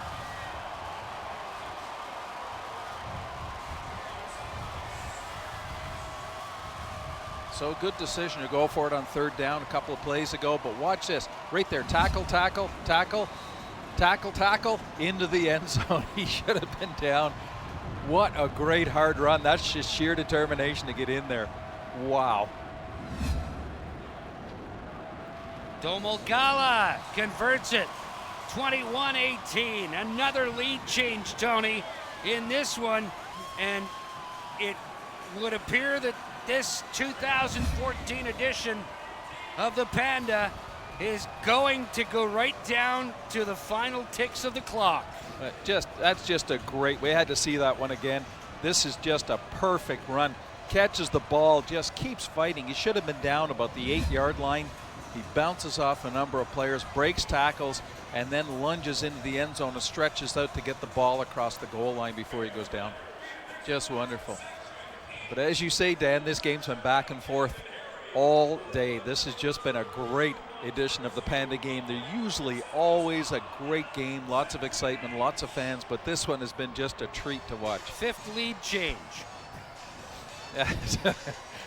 And we're still only halfway through the third quarter.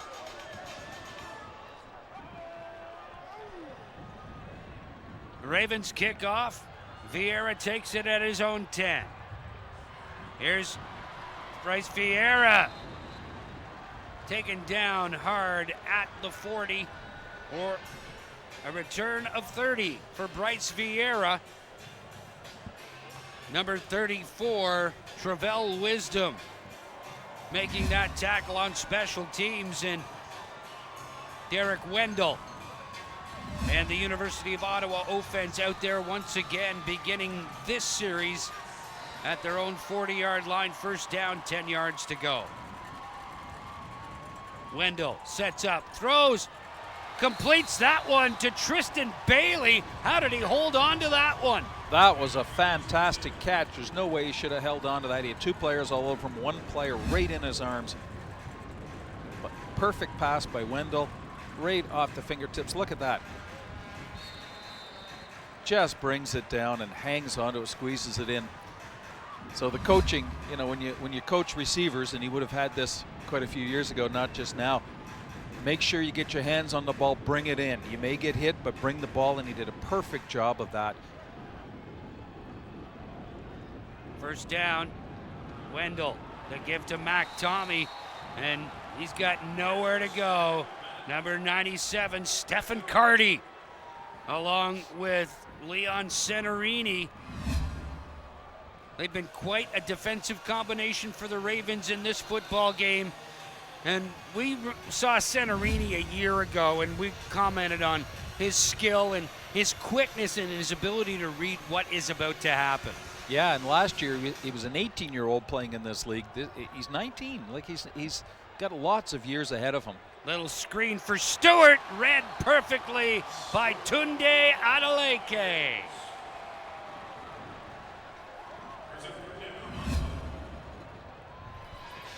So that forces third down, and the GGs will kick the football away. So you see what Ottawa's been doing is they've been trying these little screens, little delays, things like that. Carleton has just read it perfectly. So I think Ottawa needs to go to plan B, which is a little more short passing, slants, crossing, little outs, things like that. Carleton's just reading these other plays completely. Dominic Bellardini bounces right to Adeleke at his own 14. Adeleke trying to reverse field. Adeleke goes back to the sideline and then gets eaten up around the 21. Late flag there, but you see Adeleke, he's up at the sidelines, he flows to the middle, flows back to the sidelines to try and get more yards. When do you ever see that happen? I mean, that lateral movement, the quickness, his first 2 steps, he's up to full speed, and that allows him to do those kind of moves. Unnecessary roughness against the University of Ottawa, so tack 15 yards onto Adeleke's return of 7, and it brings the football all the way out to the Carleton 37-yard line. There was no need of that. That was right at the end of the play. You know, coaches get really upset about those kinds of things. Play's over, let it finish. You don't need to take a lick on somebody.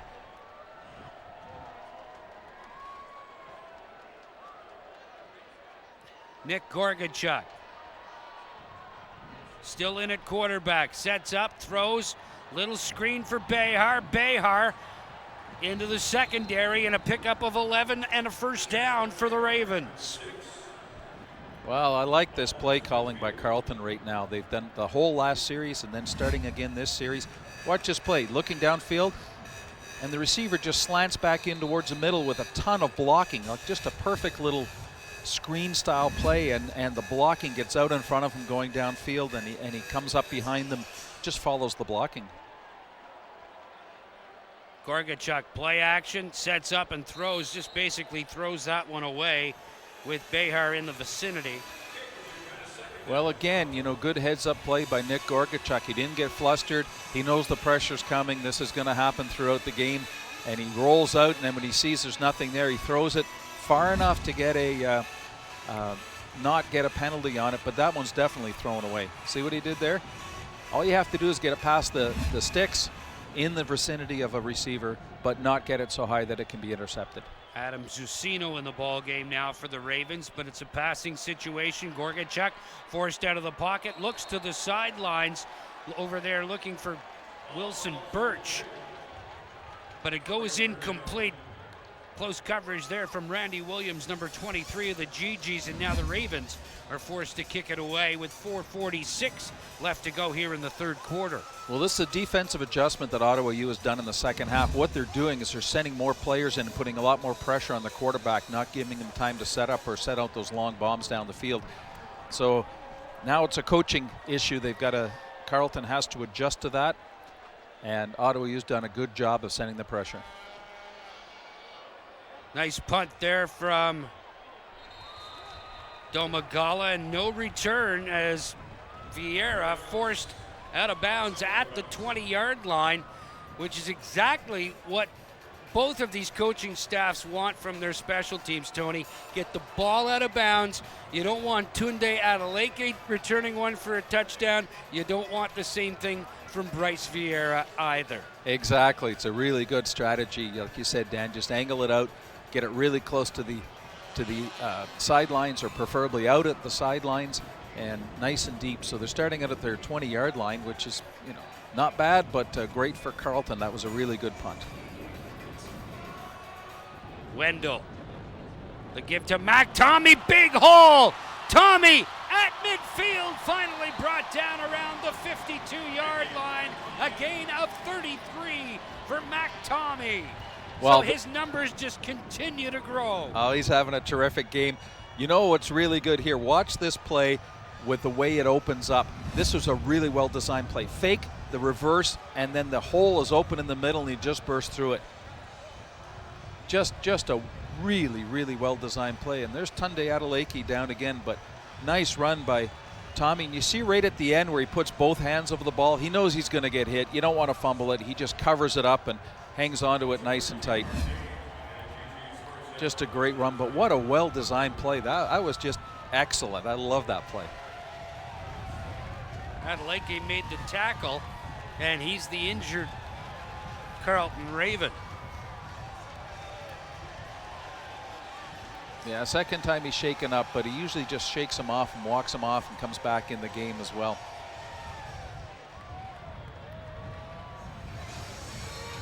Adeleke being helped to his feet. He won't be out of the game long. They'll get him a little more tape on that right ankle he seems to be favoring. Cam Hughes, the super fan, here in attendance for the 2014 Panda. About a year ago, had his picture taken at Flushing Meadows with Rafael Nadal. He's been everywhere, and a flag down offside. Stefan Carty jumped from his left defensive end position, and that'll make it first down, 5 yards to go. Yeah, he tried to get back, but he'd gone too far forward, so they had to call that one. And nice little 5-yard gain unexpectedly from Ottawa U.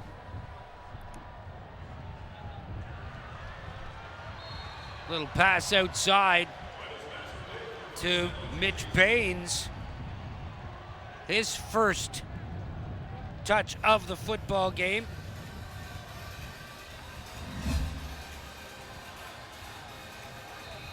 And that results in a pickup of 7 and a first down. Another excellent throw. There was great coverage on that play, and he still got the ball in.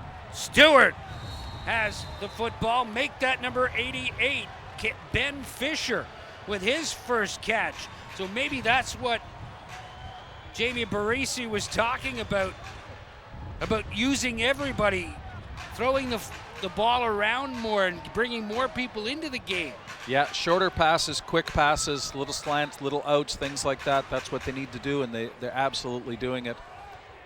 Here's Wendell, throws, completes it to Stewart at the 10. Wow, what a throw.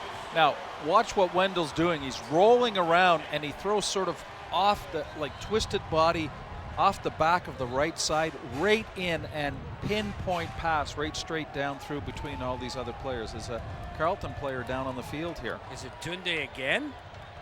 Nope, not this time. Number 31. Number 31, Michael Black, who moved into that spot when Tunde had to come out. Tunde Adeleke had to come out for a few plays. What a throw, though. That was right on the money. That was so hard.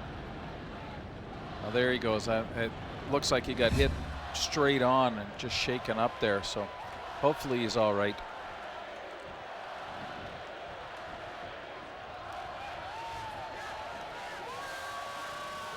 Not sure if there's a chant coming from the University of Ottawa side. They would be on the north side stands. Carleton students on the south side stands. And well, like you say, Dan, it's been a great turnout. It always is during the Panda Game. Great rivalry, and two universities short distance from each other here in Ottawa. And the turnout has got to be 10,000 people. It's just great. And it's been a great game, and the fans have been great too. It hasn't been any craziness, and so this is just terrific. Much more subdued in comparison to Panda's past. Yeah, absolutely. But, you know, they're here to watch the football game. They're here to have fun, have a party, watch the football game. Nothing crazy, but, you know, it's a great rivalry and great to see it back here at this field. Without question. Students with the parades as Michael Black parades off. Looks okay. Able to walk off under his own power. Yeah, I think that was all due to the collision. He just got rattled when he got hit there. It was a head-on collision, and the end result was he just got shaken up there, so hopefully he'll be all right. But they'll check him out at the sidelines. They're very careful here, especially with the trainers that they have for both teams. They check them out thoroughly before they allow them to go back into the game.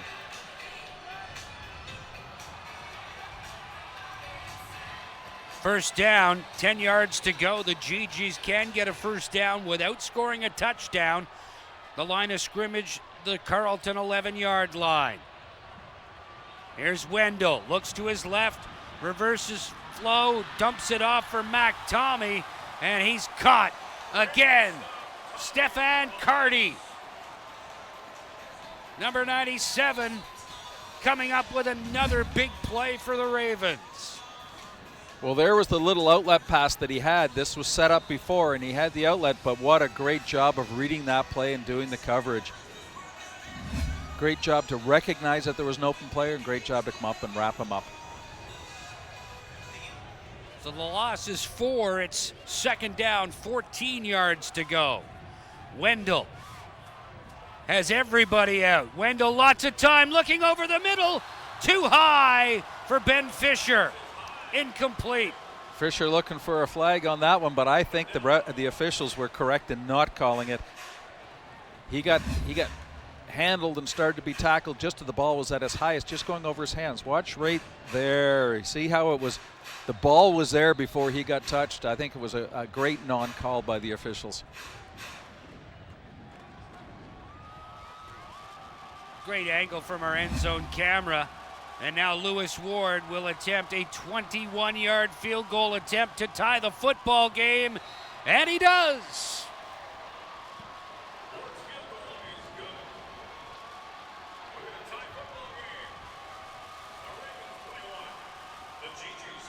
Well, Tony, another successful drive for the GGs gets them back on even terms, and with 2 minutes and 19 seconds left to go in this third quarter, it's the same as it was when they flipped the coin to start this one. It's 0-0. Well, as a fan, you couldn't hope for more. Lots of lead changes, lots of great plays, big plays, crisp plays, and you know, this is the way this Panda game should turn out to be, but this has just been a terrifically entertaining game.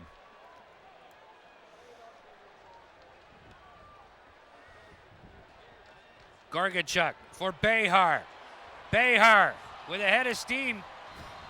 Great open field tackle there by Ty Cranston to hold Nathaniel Behar to a gain of 11. He still got the first down, but it could have been a lot more.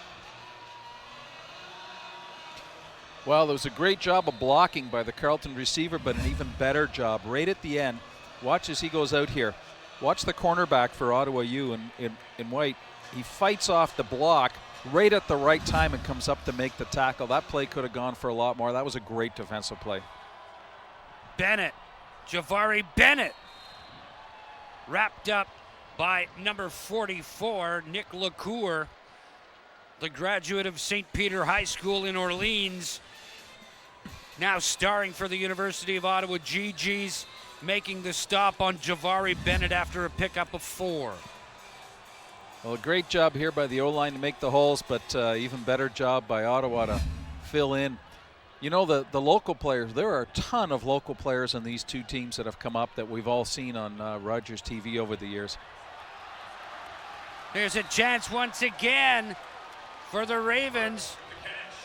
Number 13, Wilson Birch with the catch, and the GG started to spread the ball around offensively, and now the Ravens are doing the same thing and catching the GG's napping a little, Tony.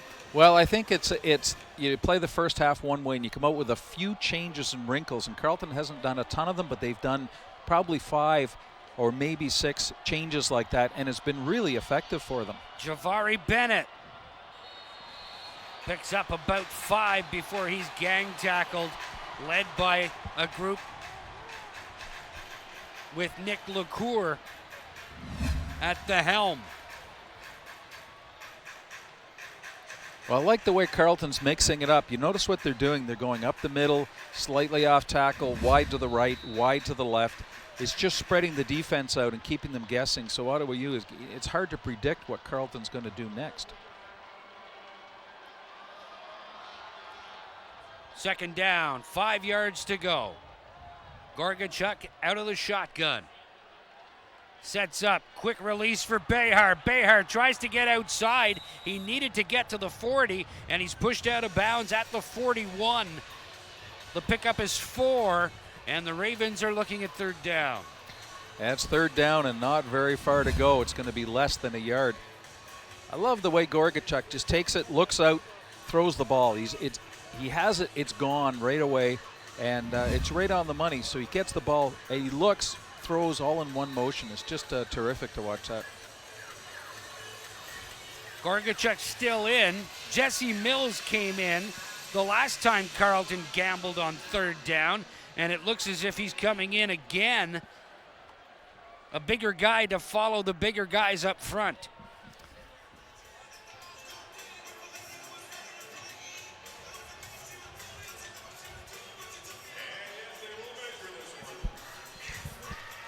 So they're going to measure it to see exactly what the distance is, make sure they have the correct ball placement. The stick was at the 40-yard line. The ball is placed at the 41.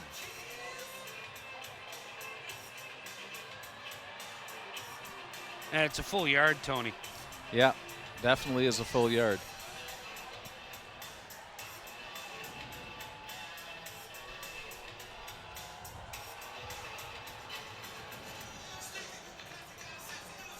Now, barring a penalty, this should be the final play of the third quarter. No. It's already the end of the third quarter, so we'll take a break with a great fourth quarter to come. Here at the 2014 Panda, it's 21 apiece. The University of Ottawa GGs and the Carleton Ravens. Don't go anywhere, folks. You want to see the end of this one.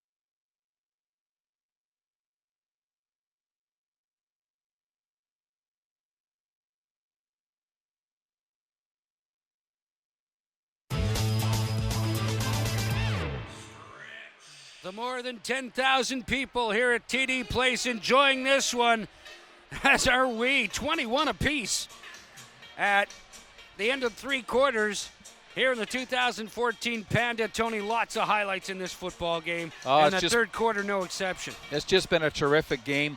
And here we go. Let's take a look at it. Nice little play by Gorgachuk out. This is what they're doing. They're spreading the ball wide, one side to the other. Great tackles by Ottawa U, but Gorgachuk's just picking the spots. And this is my favorite play of the quarter. Look at this. Wow. That's just, yeah, you can watch that 10 times over. It's just a terrific thing. And on the other side, here's Mac Tommy. He's had a great football game. Tony, 12 carries for 135 yards. Yeah, and this is, again, Ottawa or Carleton's bend but don't break defense here. Ottawa U's been getting close, but they just can't seem to punch it in for a lot of touchdowns. They're always there. Ottawa U's marching it down, but they can't seem to get it in the end zone. Big third down play here. Third down, a full yard to go. Gorgachuk takes it. Needed to cross the 40, and it looks as though he's been successful. And they'll move the sticks, and Carleton gets their 18th first down of the football game for an offense that has been much maligned for their inability to move the football. Today has not been that kind of day. Well, they've been getting better and better. You saw Jesse Mills there getting the first down, but they've been getting better and better each week. And this today, they've shown what they can do. They're really clicking today. Gorgachuk in once again, looking downfield for Behar, and it was behind him. Good coverage again by Randy Williams, number 23 for the GG, step for step with Nathaniel Behar. Well, that one would have been brought back anyway, holding penalty against Carleton. But a good throw down the sidelines. So Ottawa U is going to decline that penalty and force a second down. So 2nd and 10, which makes it more difficult.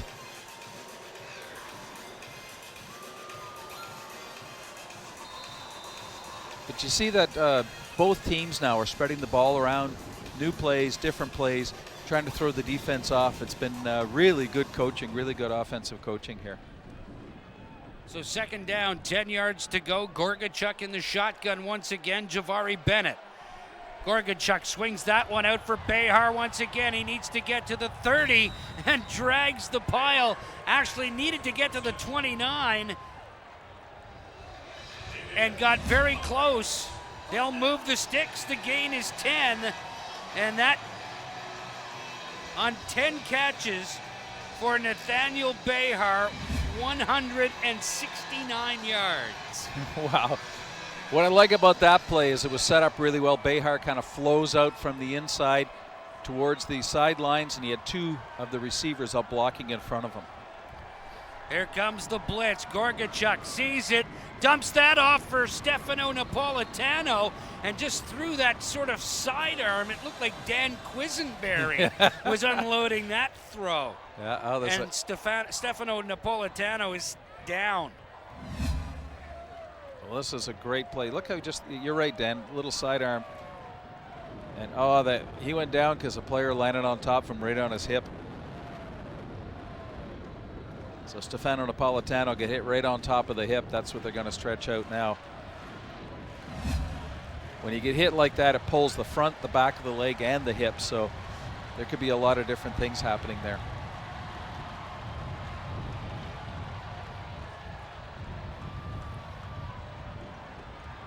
So Napolitano down. He's the guy that they've been going to on short yardage situations, because at 6'1", 250 pounds, you get a head of steam going, that's a load. That's a hard person to stop, and he's a good, solid, hard runner. So, of course, it makes a big difference there, too. He's up a little bit of a limp, but see if they can work that out. I put the rollers to him and see if they can stretch out that leg and get it back going again. Because you know that he doesn't want to sit out any part of this game if head coach Steve Sumara wants to utilize him.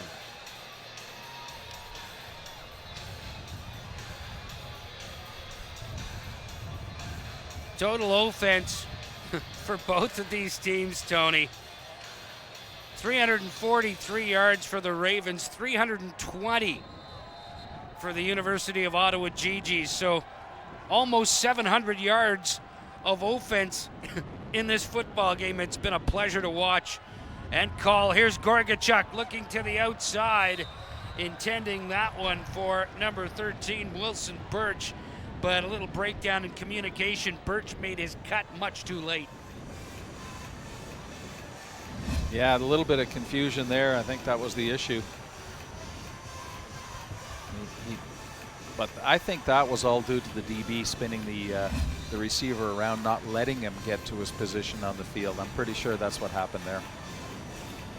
So the Ravens will attempt to take the lead here. It'll be a 34-yard attempt by Michael Domagala. And number 12, Kyle Van Weinsberg to hold. Ball is down. The kick is up. And it's good. The Ravens have taken the lead 24-21, 12:54 left to go in this football game. And the sixth lead change. It never stops, does it? It keeps going back and forth, and that's what you want to see. These two teams are fairly even. Lead keeps going back and forth. You never know who's going to come through at the very end of the game, but almost 13 minutes left. Somebody's got to step up now. Both teams have been doing really well on the offense, on the defense.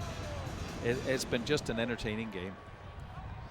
GG's beginning this series from their own 35-yard line. The give and nice fake and little toss out for Ian Stewart, just too far for him. Had everybody fooled on the fake to Bryce Vieira. Yeah, this was a really well done play. Faked it and then got the receiver rolling out towards the sidelines. That was a really nicely designed play. Just the pass was just a little off. So on second down, GG's electing not to go with a huddle. A bit of a hurry-up offense here to try to catch the Ravens defense flat-footed. Here's Wendell. He throws, completes that one to Stewart, and he goes out of bounds at the 41. He'll be about 4 yards shy of the first down, and Jamie Baresi forced into a punting situation once again. Well, I like these little plays. That was a really nice play, but good job by the Carleton defense to pick it up. What happened was the slot back came out and he comes upfield just a little bit, then angles towards the sidelines. Really hard pattern for a DB to cover, and Carleton did a good job of reacting to that and pushing him out of bounds.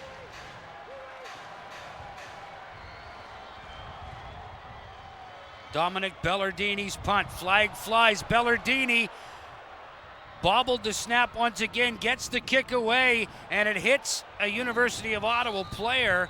It hit the back of Zach Wilkinson, and that's definitely an infraction, but there's also another infraction at the line of scrimmage, so we'll have to wait and see how Kevin Horton, the referee, sorts all of this out. Well, it was interesting. The last time I thought Carleton was going to go and try and block the punt, and then of course it was bobbled and didn't go so well. It was in the third quarter. And then what happens this time is they don't go after the kicker. They set up the return, and it bobbles the ball again. So I think the coaches now think, Carleton coaches may look at this and go, well, we got to at least send one person in. Too many men, Carleton. No yards. Ottawa U. Ottawa U needed 4 yards for a first down.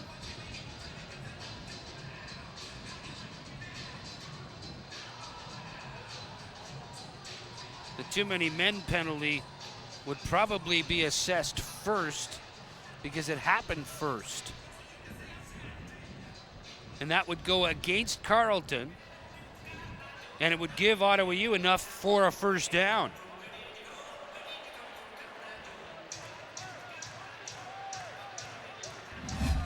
So here comes the play. Watch, he gets the ball, bobbles it there. If they had a person in rushing, they would have tackled him or maybe even got the ball back. And he just gets it away then too. So the end result is they're going to bring the ball back down. There it is. It hits the player, the Ottawa U player, and the Carleton guy returns it. As soon as it hits the Ottawa player, that's a penalty right there. So now they're going to bring the ball back to the 35-yard line and start over again. And it ends up working in Carleton's favor to the tune of 5 yards. So instead of 3rd and 4, it'll be 3rd and 9 from the GG's 36-yard line. So let's see if Carleton sends at least one person in against the punter.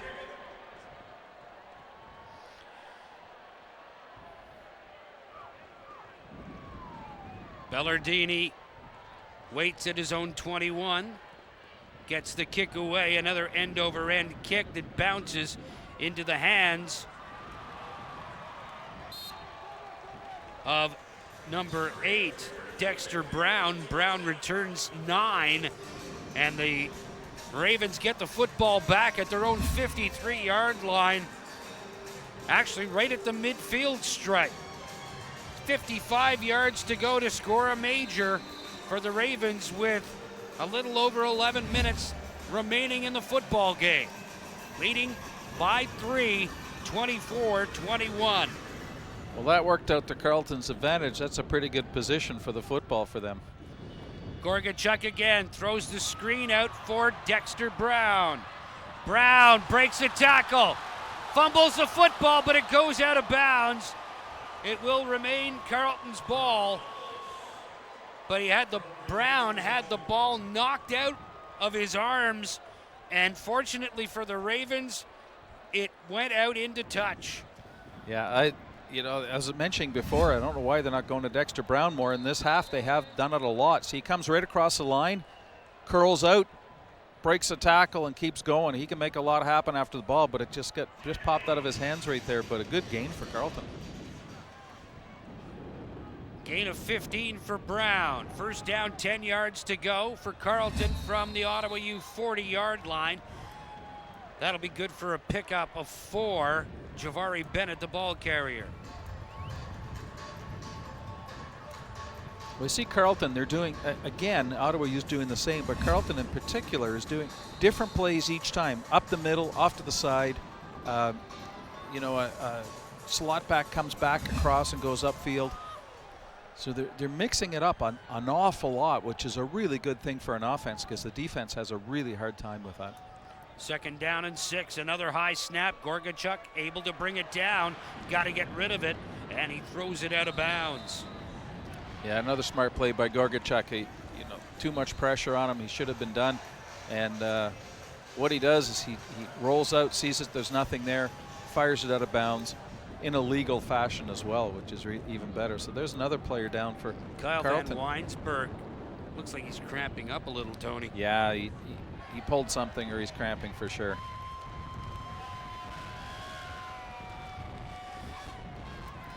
Tough not to cramp in a long game like this, in a big game like this.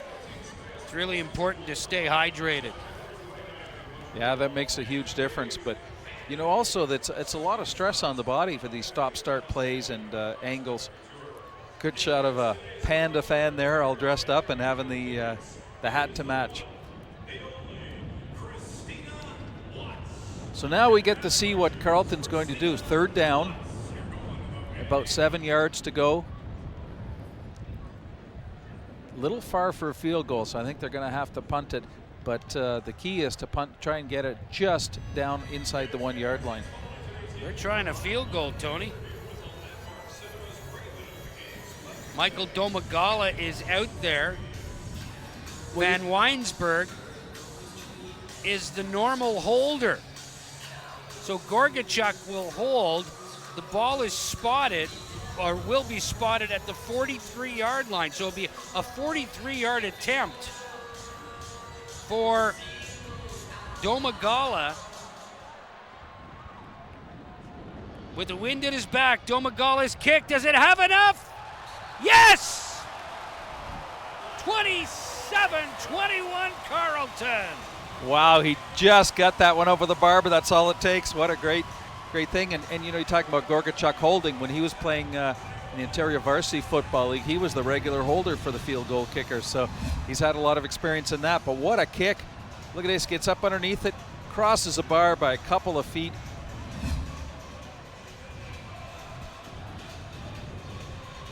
So Carleton extends their lead by 6 points now. So Ottawa U looking for a touchdown to try and get this back again. Vieira, the ball carrier. And he'll get across the 40 for a pickup of 5. It'll be 2nd down and 5. Vieira stepping over people.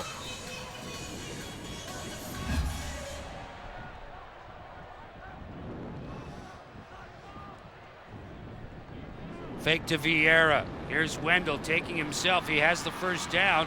Tries to get outside for some more. And Nathaniel Hamlin comes up and holds him to a gain of 8. We haven't seen Wendell run much today, but when he has, Tony, he's been very effective. 5 carries for 76 yards. Well, he was coming to the outside. It was a set play, and Carleton broke it up, so he had to reverse it and did a great job at that. Wendell throws, completes that to Ben Fisher, and Fisher gets held up after a pickup of 5. Again, Nathaniel Hamlin there to make the stop for the Ravens. Well, Hamlin was leading the Ravens in solo tackles, and he's just added to it today. He's having a great season.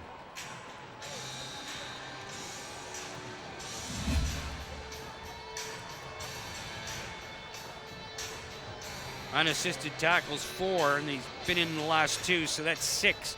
So that brings his total to 15 in this just the 3rd game that the Ravens have played. Play action. Wendell takes off once again. Oh, takes a shot to the knee. That one may make him a little slow getting up. Big hit there from number 31, Michael Black. But a huge pickup of a 1st down by the GGs. They needed that one, and Derek Wendell, his running has paid off. Been very, very timely this afternoon. Well, he's been doing it all today, hasn't he? Passing, running, good setups, crisp passes all over. Stewart gets pushed out of bounds around the 35-yard line. And the GGs running the football effectively now. Stewart with that just a little handoff on a counter around the other end, picking up 5 at a time, Tony, and that's okay too. Yeah, and I like their play calling. They're mixing it up quite a bit. You never know what's going to happen. You know, and you get the quarterback running threat that's been happening here all day too. They give one to number 26, Jordan Sutcliffe, his 1st carry of the football game. So it'll bring up 3rd and a 1 or 2, depends on where they spot the ball. Looks like 3rd and 1. Sutcliffe picking up 4. So at this stage of the game, down by 6 with 7.5 minutes left. Of course, you want to try and do it. So they're going to bring in the big guys and surge forward and try to get the 1st down. Just probably a quarterback keep.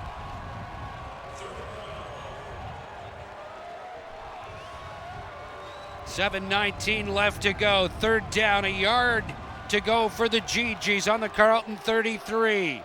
The give to Vieira. Vieira gets to around the 30-yard line. He should have a pickup of 2, and they'll move the sticks. The GGs continue this drive, and it's by far their most successful of this 2nd half, Tony.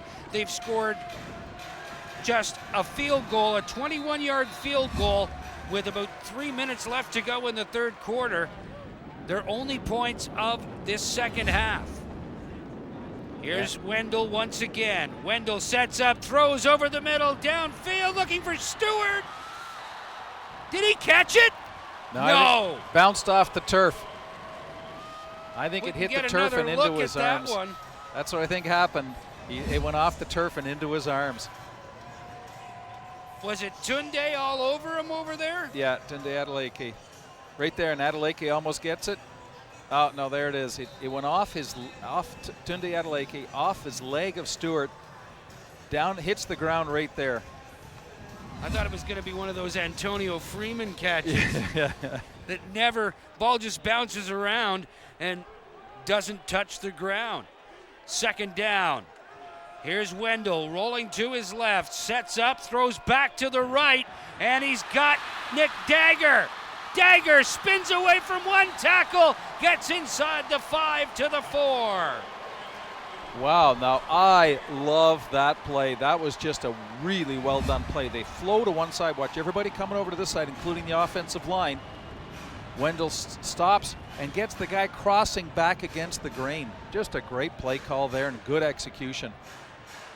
26 yards on the gain for Nick Dagger. Dagger's first catch of the football game, a standout at St. Peter's Catholic High School.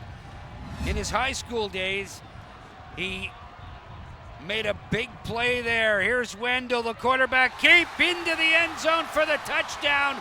We're tied again, Tony, and the point after would be the 7th lead change of the ball game. Unbelievable. You're talking about it earlier, Dan. We said, you know, Ottawa U has to do a good march, come down, go for the touchdown now with the amount of time that's remaining, try and, you know, build some momentum here to get some things going. And they've been doing pretty well, but they can't seem to punch it in. And here we go. The quarterback just takes it. Great offensive blocking. Watch the hole from this angle. Look how everybody goes down. Look at the hole. He just goes right through.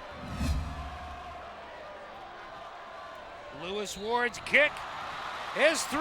28-27 Ottawa U.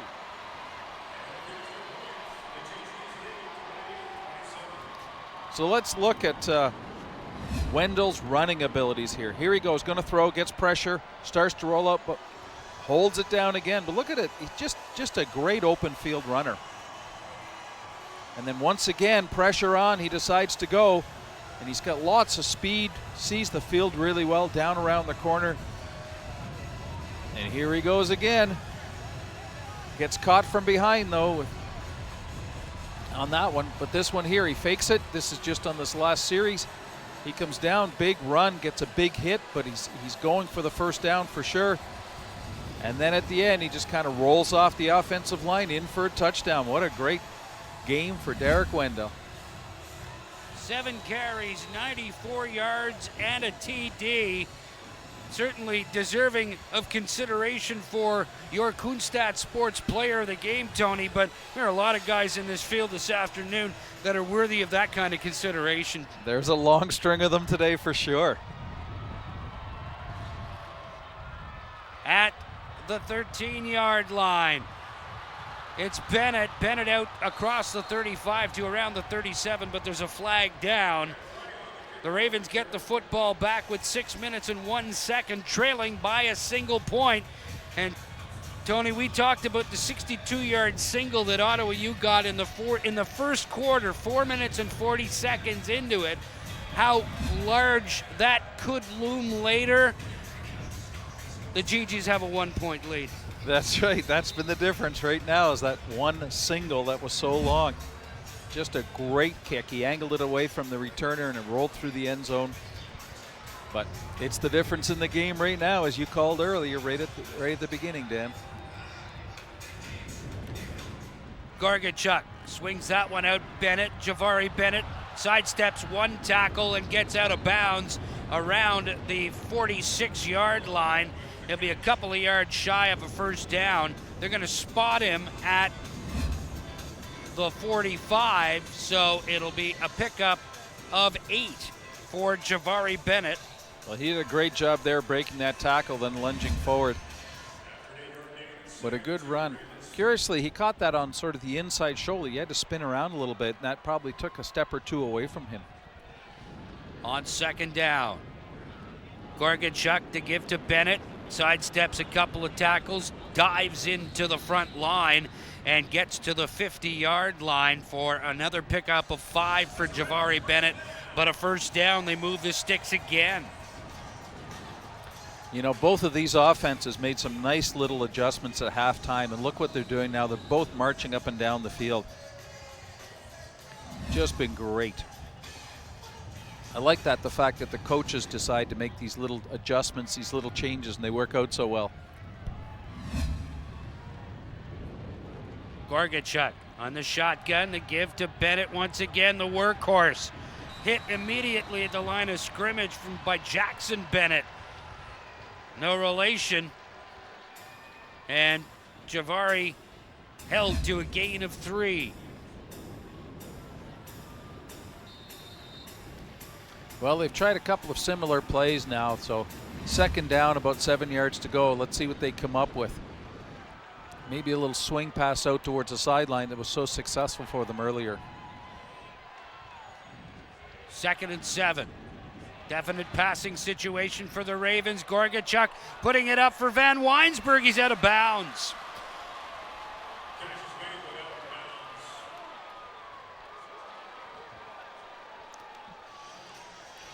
Well, it was a good play, just a little far, but there was another player coming back underneath that was wide open. You'll see it here, just he starts to throw.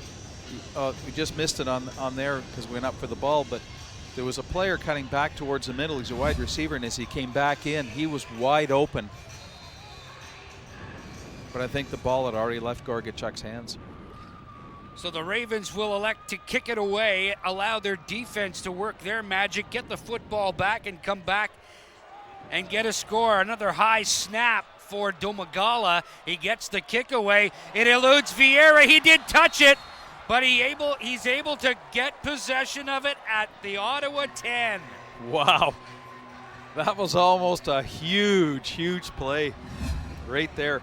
As soon as you touch it, the ball's live, and yet the Carleton players coming in really strongly. So it bounces off the turf, which on this kind of turf, it changes direction a little bit. So he got it, and he was just down before 2 Carleton players were right on top of him. They spot it at the 11. And Derek Wendell goes to work with 3:45 left and hanging on to a 1-point lead. Swings that one out for Stewart. He cuts upfield. Ian Stewart finally tripped up at the 39. Another play that was really well done. You got to love it when they call plays like this. Everybody was going off towards one side. The fake handoff right there, roll out. And you see how Stewart cuts to the outside there. He comes from the inside going to the outside. Nobody ever suspected the ball would be going to him. 27 yards on the gain. This time the give to Vieira. He cuts inside into the secondary, and Vieira picking up 17 more. Well, Ottawa U's moving the ball very quickly now. Just a great play. Watch this run. He's just bouncing around left, right, and center. Really quick feet, really great lateral movement. He's moving his hips back and forth without losing much speed, and just a great run. Out of the shotgun, the give to Vieira. Hops over the line of scrimmage. Grabbed there by Connor Pico. Defensive lineman making the tackle. A pickup of 4.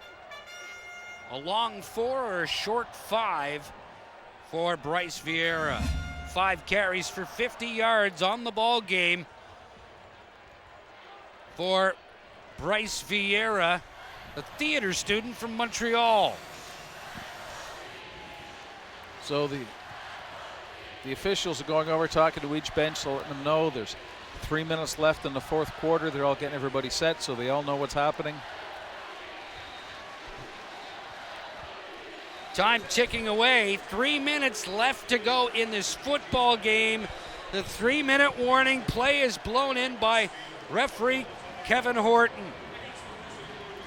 Get set for a great finish, folks.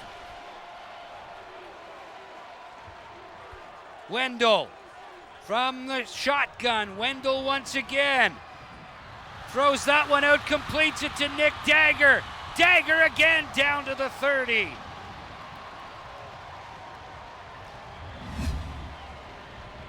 Well, love what the quarterback is doing right here. He's staying calm. He's put together a big march. He's come back with another big march. Things are working really well, and they're just clicking now. They're in a rhythm, and Carleton's going to have to come up with a big defensive play now to slow this Ottawa U offense down. Wendell. They give to Vieira. Big hole. Vieira around the right side. Trying to get a block. Hops over a man and crosses the 15 to the 14. Bryce Vieira with a 17-yard gain. Well, congratulations goes to the Ottawa U offensive line. They made a hole that you could drive a truck through, and that's what Vieira did. Cut through the hole, and then it's his own athletic ability takes over after that.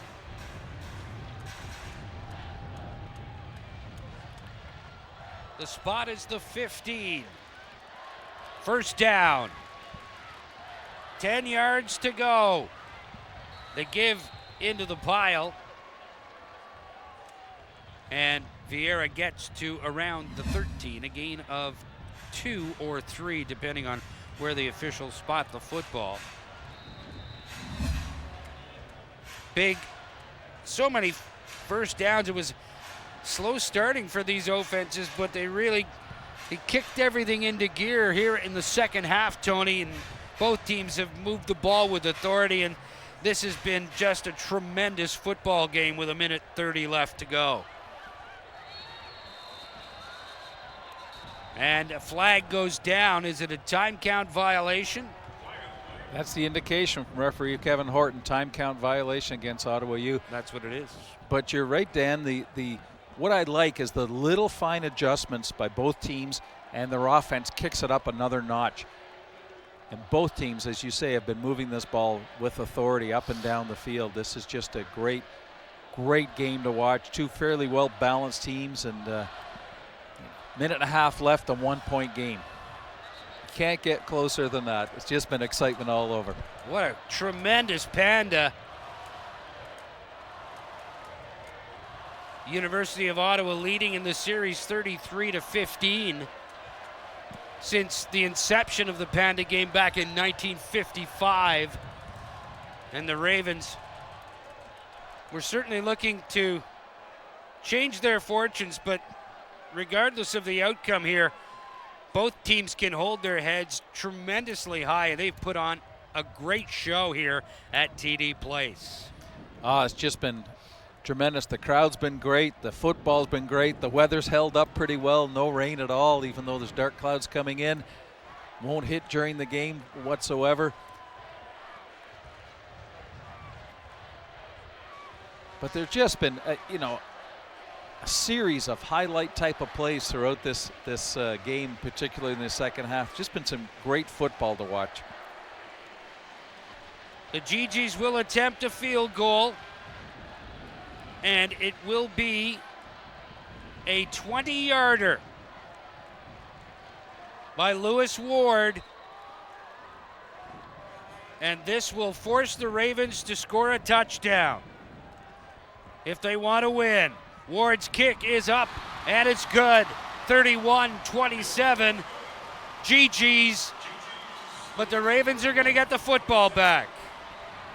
And lots of time with the stop time and the Canadian timing rules. This is a ton of time for them to come back. And we've seen that they can march the ball up and down the field, so this is going to be an exciting finish to this game. The field goal comes at the 13:33 mark. Ottawa 31, Carleton 27. The Ravens will get the football at the 35, and they'll go from there. They've got to go 75 yards for a score, and they've got to work quickly. With 1:27 left on the clock, Nick Gorgachuk, look for him to throw to Van Weinsberg. Look for him to get little hitch passes out of the backfield. Javari Bennett is a good candidate. Nathaniel Behar, 10 catches, 169 yards. Watch him wearing number 11. Gorgachuk sets up the little screen behind Stefano Napolitano. He can't hang on. Just 4 ticks of the clock eaten up on that play. Yeah, it's just a little bit behind him. He had to spin around a little bit. It was a tough catch. Watch where the ball lands when he right at the running back right here. See how he had to kind of spin his body around to catch it? It's a tough catch. But regardless, they got to pull it out here. 2nd down, 10 yards to go. Gorgachuk throws. Behar makes the catch. It's a pickup of 5, but it's 3rd down. And Behar had to reach back to make a tremendous catch to keep this drive alive.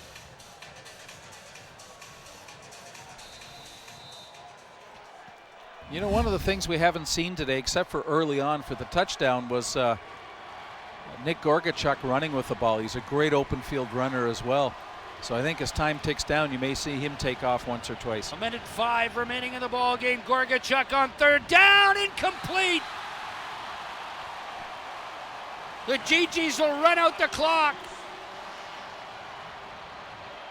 And the University of Ottawa fans in the north side stands are loving every minute of this. It's a curious set of play calls here for the last 3 plays for Carleton. It's kind of puzzling why they went with what they did. I like the play to the running back, but you know, that one, 5 yards to go and swinging it off to the sidelines like that, that's a hard pass to complete.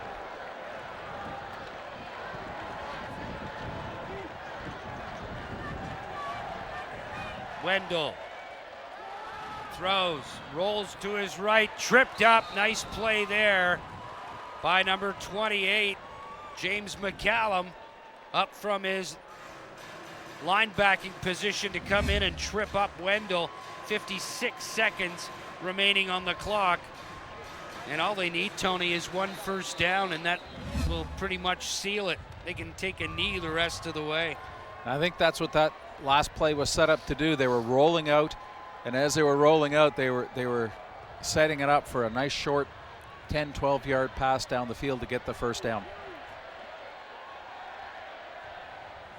Wendell. They got him in the backfield. 34 seconds remaining. Well, Carleton's going to get another chance. There's not much Ottawa U can do. They'll probably let the time clock count down.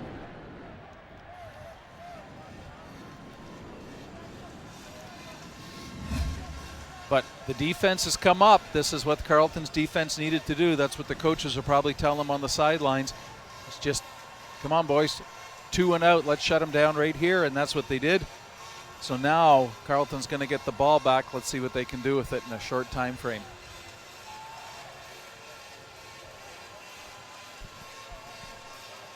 The GGs will kick it away. And Tunde Adeleke is back to return.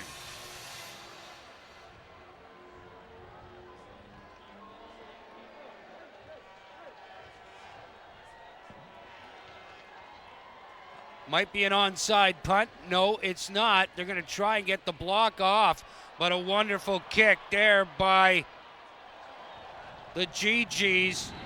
Dominic Bellardini goes out of bounds at the 5-yard line. So the Carleton Ravens have 25 seconds with which to work and go 105 yards for a score. They need a touchdown to win the 2014 Panda Game right here at TD Place. The University of Ottawa GGs have played a tremendous football game, as have the Ravens, but they have one last gasp with 25 seconds left to go.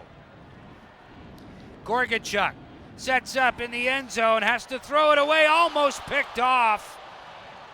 That's a classic case of receiver, offensive player, turning defensive player, with number 23, Randy Williams, poised for a pick 6, Tony. Absolutely, but Gorgachuk got hit really hard just as he's trying to let go of that ball. He just as he walks into it, he just gets hammered. and pounded down onto the turf. Second down, 10 yards to go, 20 seconds left on the clock. Gorgachuk throws that one outside for Van Weinsberg. And Van Weinsberg forced out of bounds with 15 seconds, 5 seconds run off the clock, and the Ravens get a big first down out of the shadow of their own goalposts out to the 18-yard line. Well, I like that play. They've run that one before quite a few times. Receiver up blocking in front. Other receiver comes out, grabs it, cuts upfield. Gorgachuk once again throws that one over the middle, complete to Behar. Behar still on his feet, gets out of bounds at midfield with 7 seconds left in the football game. Nathaniel Behar going 37 yards, just adding to his totals, Tony. 204 yards on 12 catches on the afternoon. That is just amazing. And right here, they had him angled, so he just makes a wise move, steps out of bounds instead of trying to fight for it and chewing up the clock. It gives him 1 or probably 2 attempts to go downfield. Gorgachuk throws in and out of the hands of Van Weinsberg. 5 seconds left to go.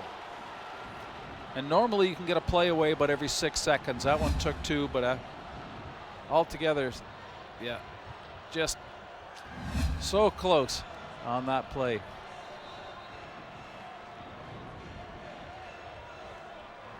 Five seconds left to go. The ball at midfield.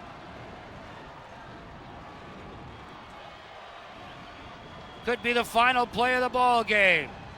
Nick Gorgachuk sets up, throws it downfield. It's caught by Behan! It's a touchdown! Oh my goodness! Behar wins the Panda for the Carleton Ravens on a Hail Mary!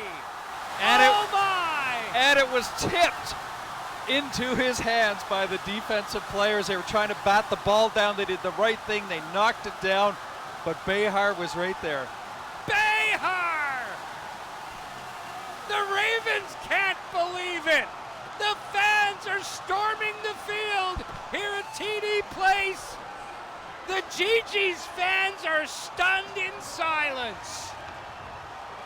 What a 55-yard touchdown. Gorgachuk to Nathaniel Behar, and the Ravens' drought at the Panda is over. Well, I'd have to say this is the most exciting Panda I've ever been to, and I've been to a lot of them for the last 30 years. There's a little drought there, but for the rest of it, this was absolutely the best game I've been to. And I think Nathaniel Behar is going to have to be player of the game. What a heads-up play to catch that ball. He's had a fantastic game and another 55 yards on top, close to 300 yards altogether. The GGs are stunned. They played 59 minutes and 55 seconds of tremendous football. And on the final play of the game, the Ravens steal the 2014 Panda Game right out of their grasp. This is an unbelievable scene. What a finish. This is going to go down in history as one of the most fantastic games ever. Let's take a look at the plays here as it comes up. Here we go. Ball comes downfield. Hail Mary pass. Ottawa U gets it, tips it. Behar comes in and scoops the ball and goes into the end zone. You could not have scripted this game any better. Fantastic game, fantastic finish. Look at that tip, and Behar scoops down and gets it at knee level and runs it into the end zone. This is just unbelievable. What a fantastic play. And the people that left early thinking that this one was over, we're not going to get the extra point done. This one is in the books as a 33-31 victory for the Carleton University Ravens. The entire Carleton side, the south side stands filled with Carleton University students. They're all in the corner celebrating with the players, and the University of Ottawa students are throwing water bottles at them. But you know, the Carleton fans and the Carleton players can claim to be in one of the best Panda games ever. No shame on the Ottawa U side. They played a great game, put up a great fight. This was just a terrific game from start to finish. The second half was even better than a wild first half. What an afternoon here at TD Place. And I doubt your selection of Nathaniel Behar as your Kunstad Sports Player of the Game will result in any kind of argument, Tony. Absolutely. You look at his numbers before that fantastic last second catch, and it was not an easy catch. He had to go down and scoop it up by his knees. He cut in to get to the ball, picked it up, and ran in the end zone. But he had a great game. You know, he was approaching 300 yards altogether. The GGs shaking hands now with the Carleton Ravens at midfield in an act of complete sportsmanship. No doubt Jamie Barisi wanted to make sure that that's what his guys did. Win or lose, it's about the game, and this one will forever live in the memories of Carleton University students and anybody that saw this football game either here or from your living rooms on Rogers TV. Wow, what a finish. On behalf of Tony McNeil and Steve Stringer, along with our entire Rogers TV crew, we're going to say so long from TD Place. The final score, the Carleton Ravens 33, the University of Ottawa GGs 31. The Ravens win the 2014 Panda. Thanks for watching, folks. I'm Dan Mooney. Enough said.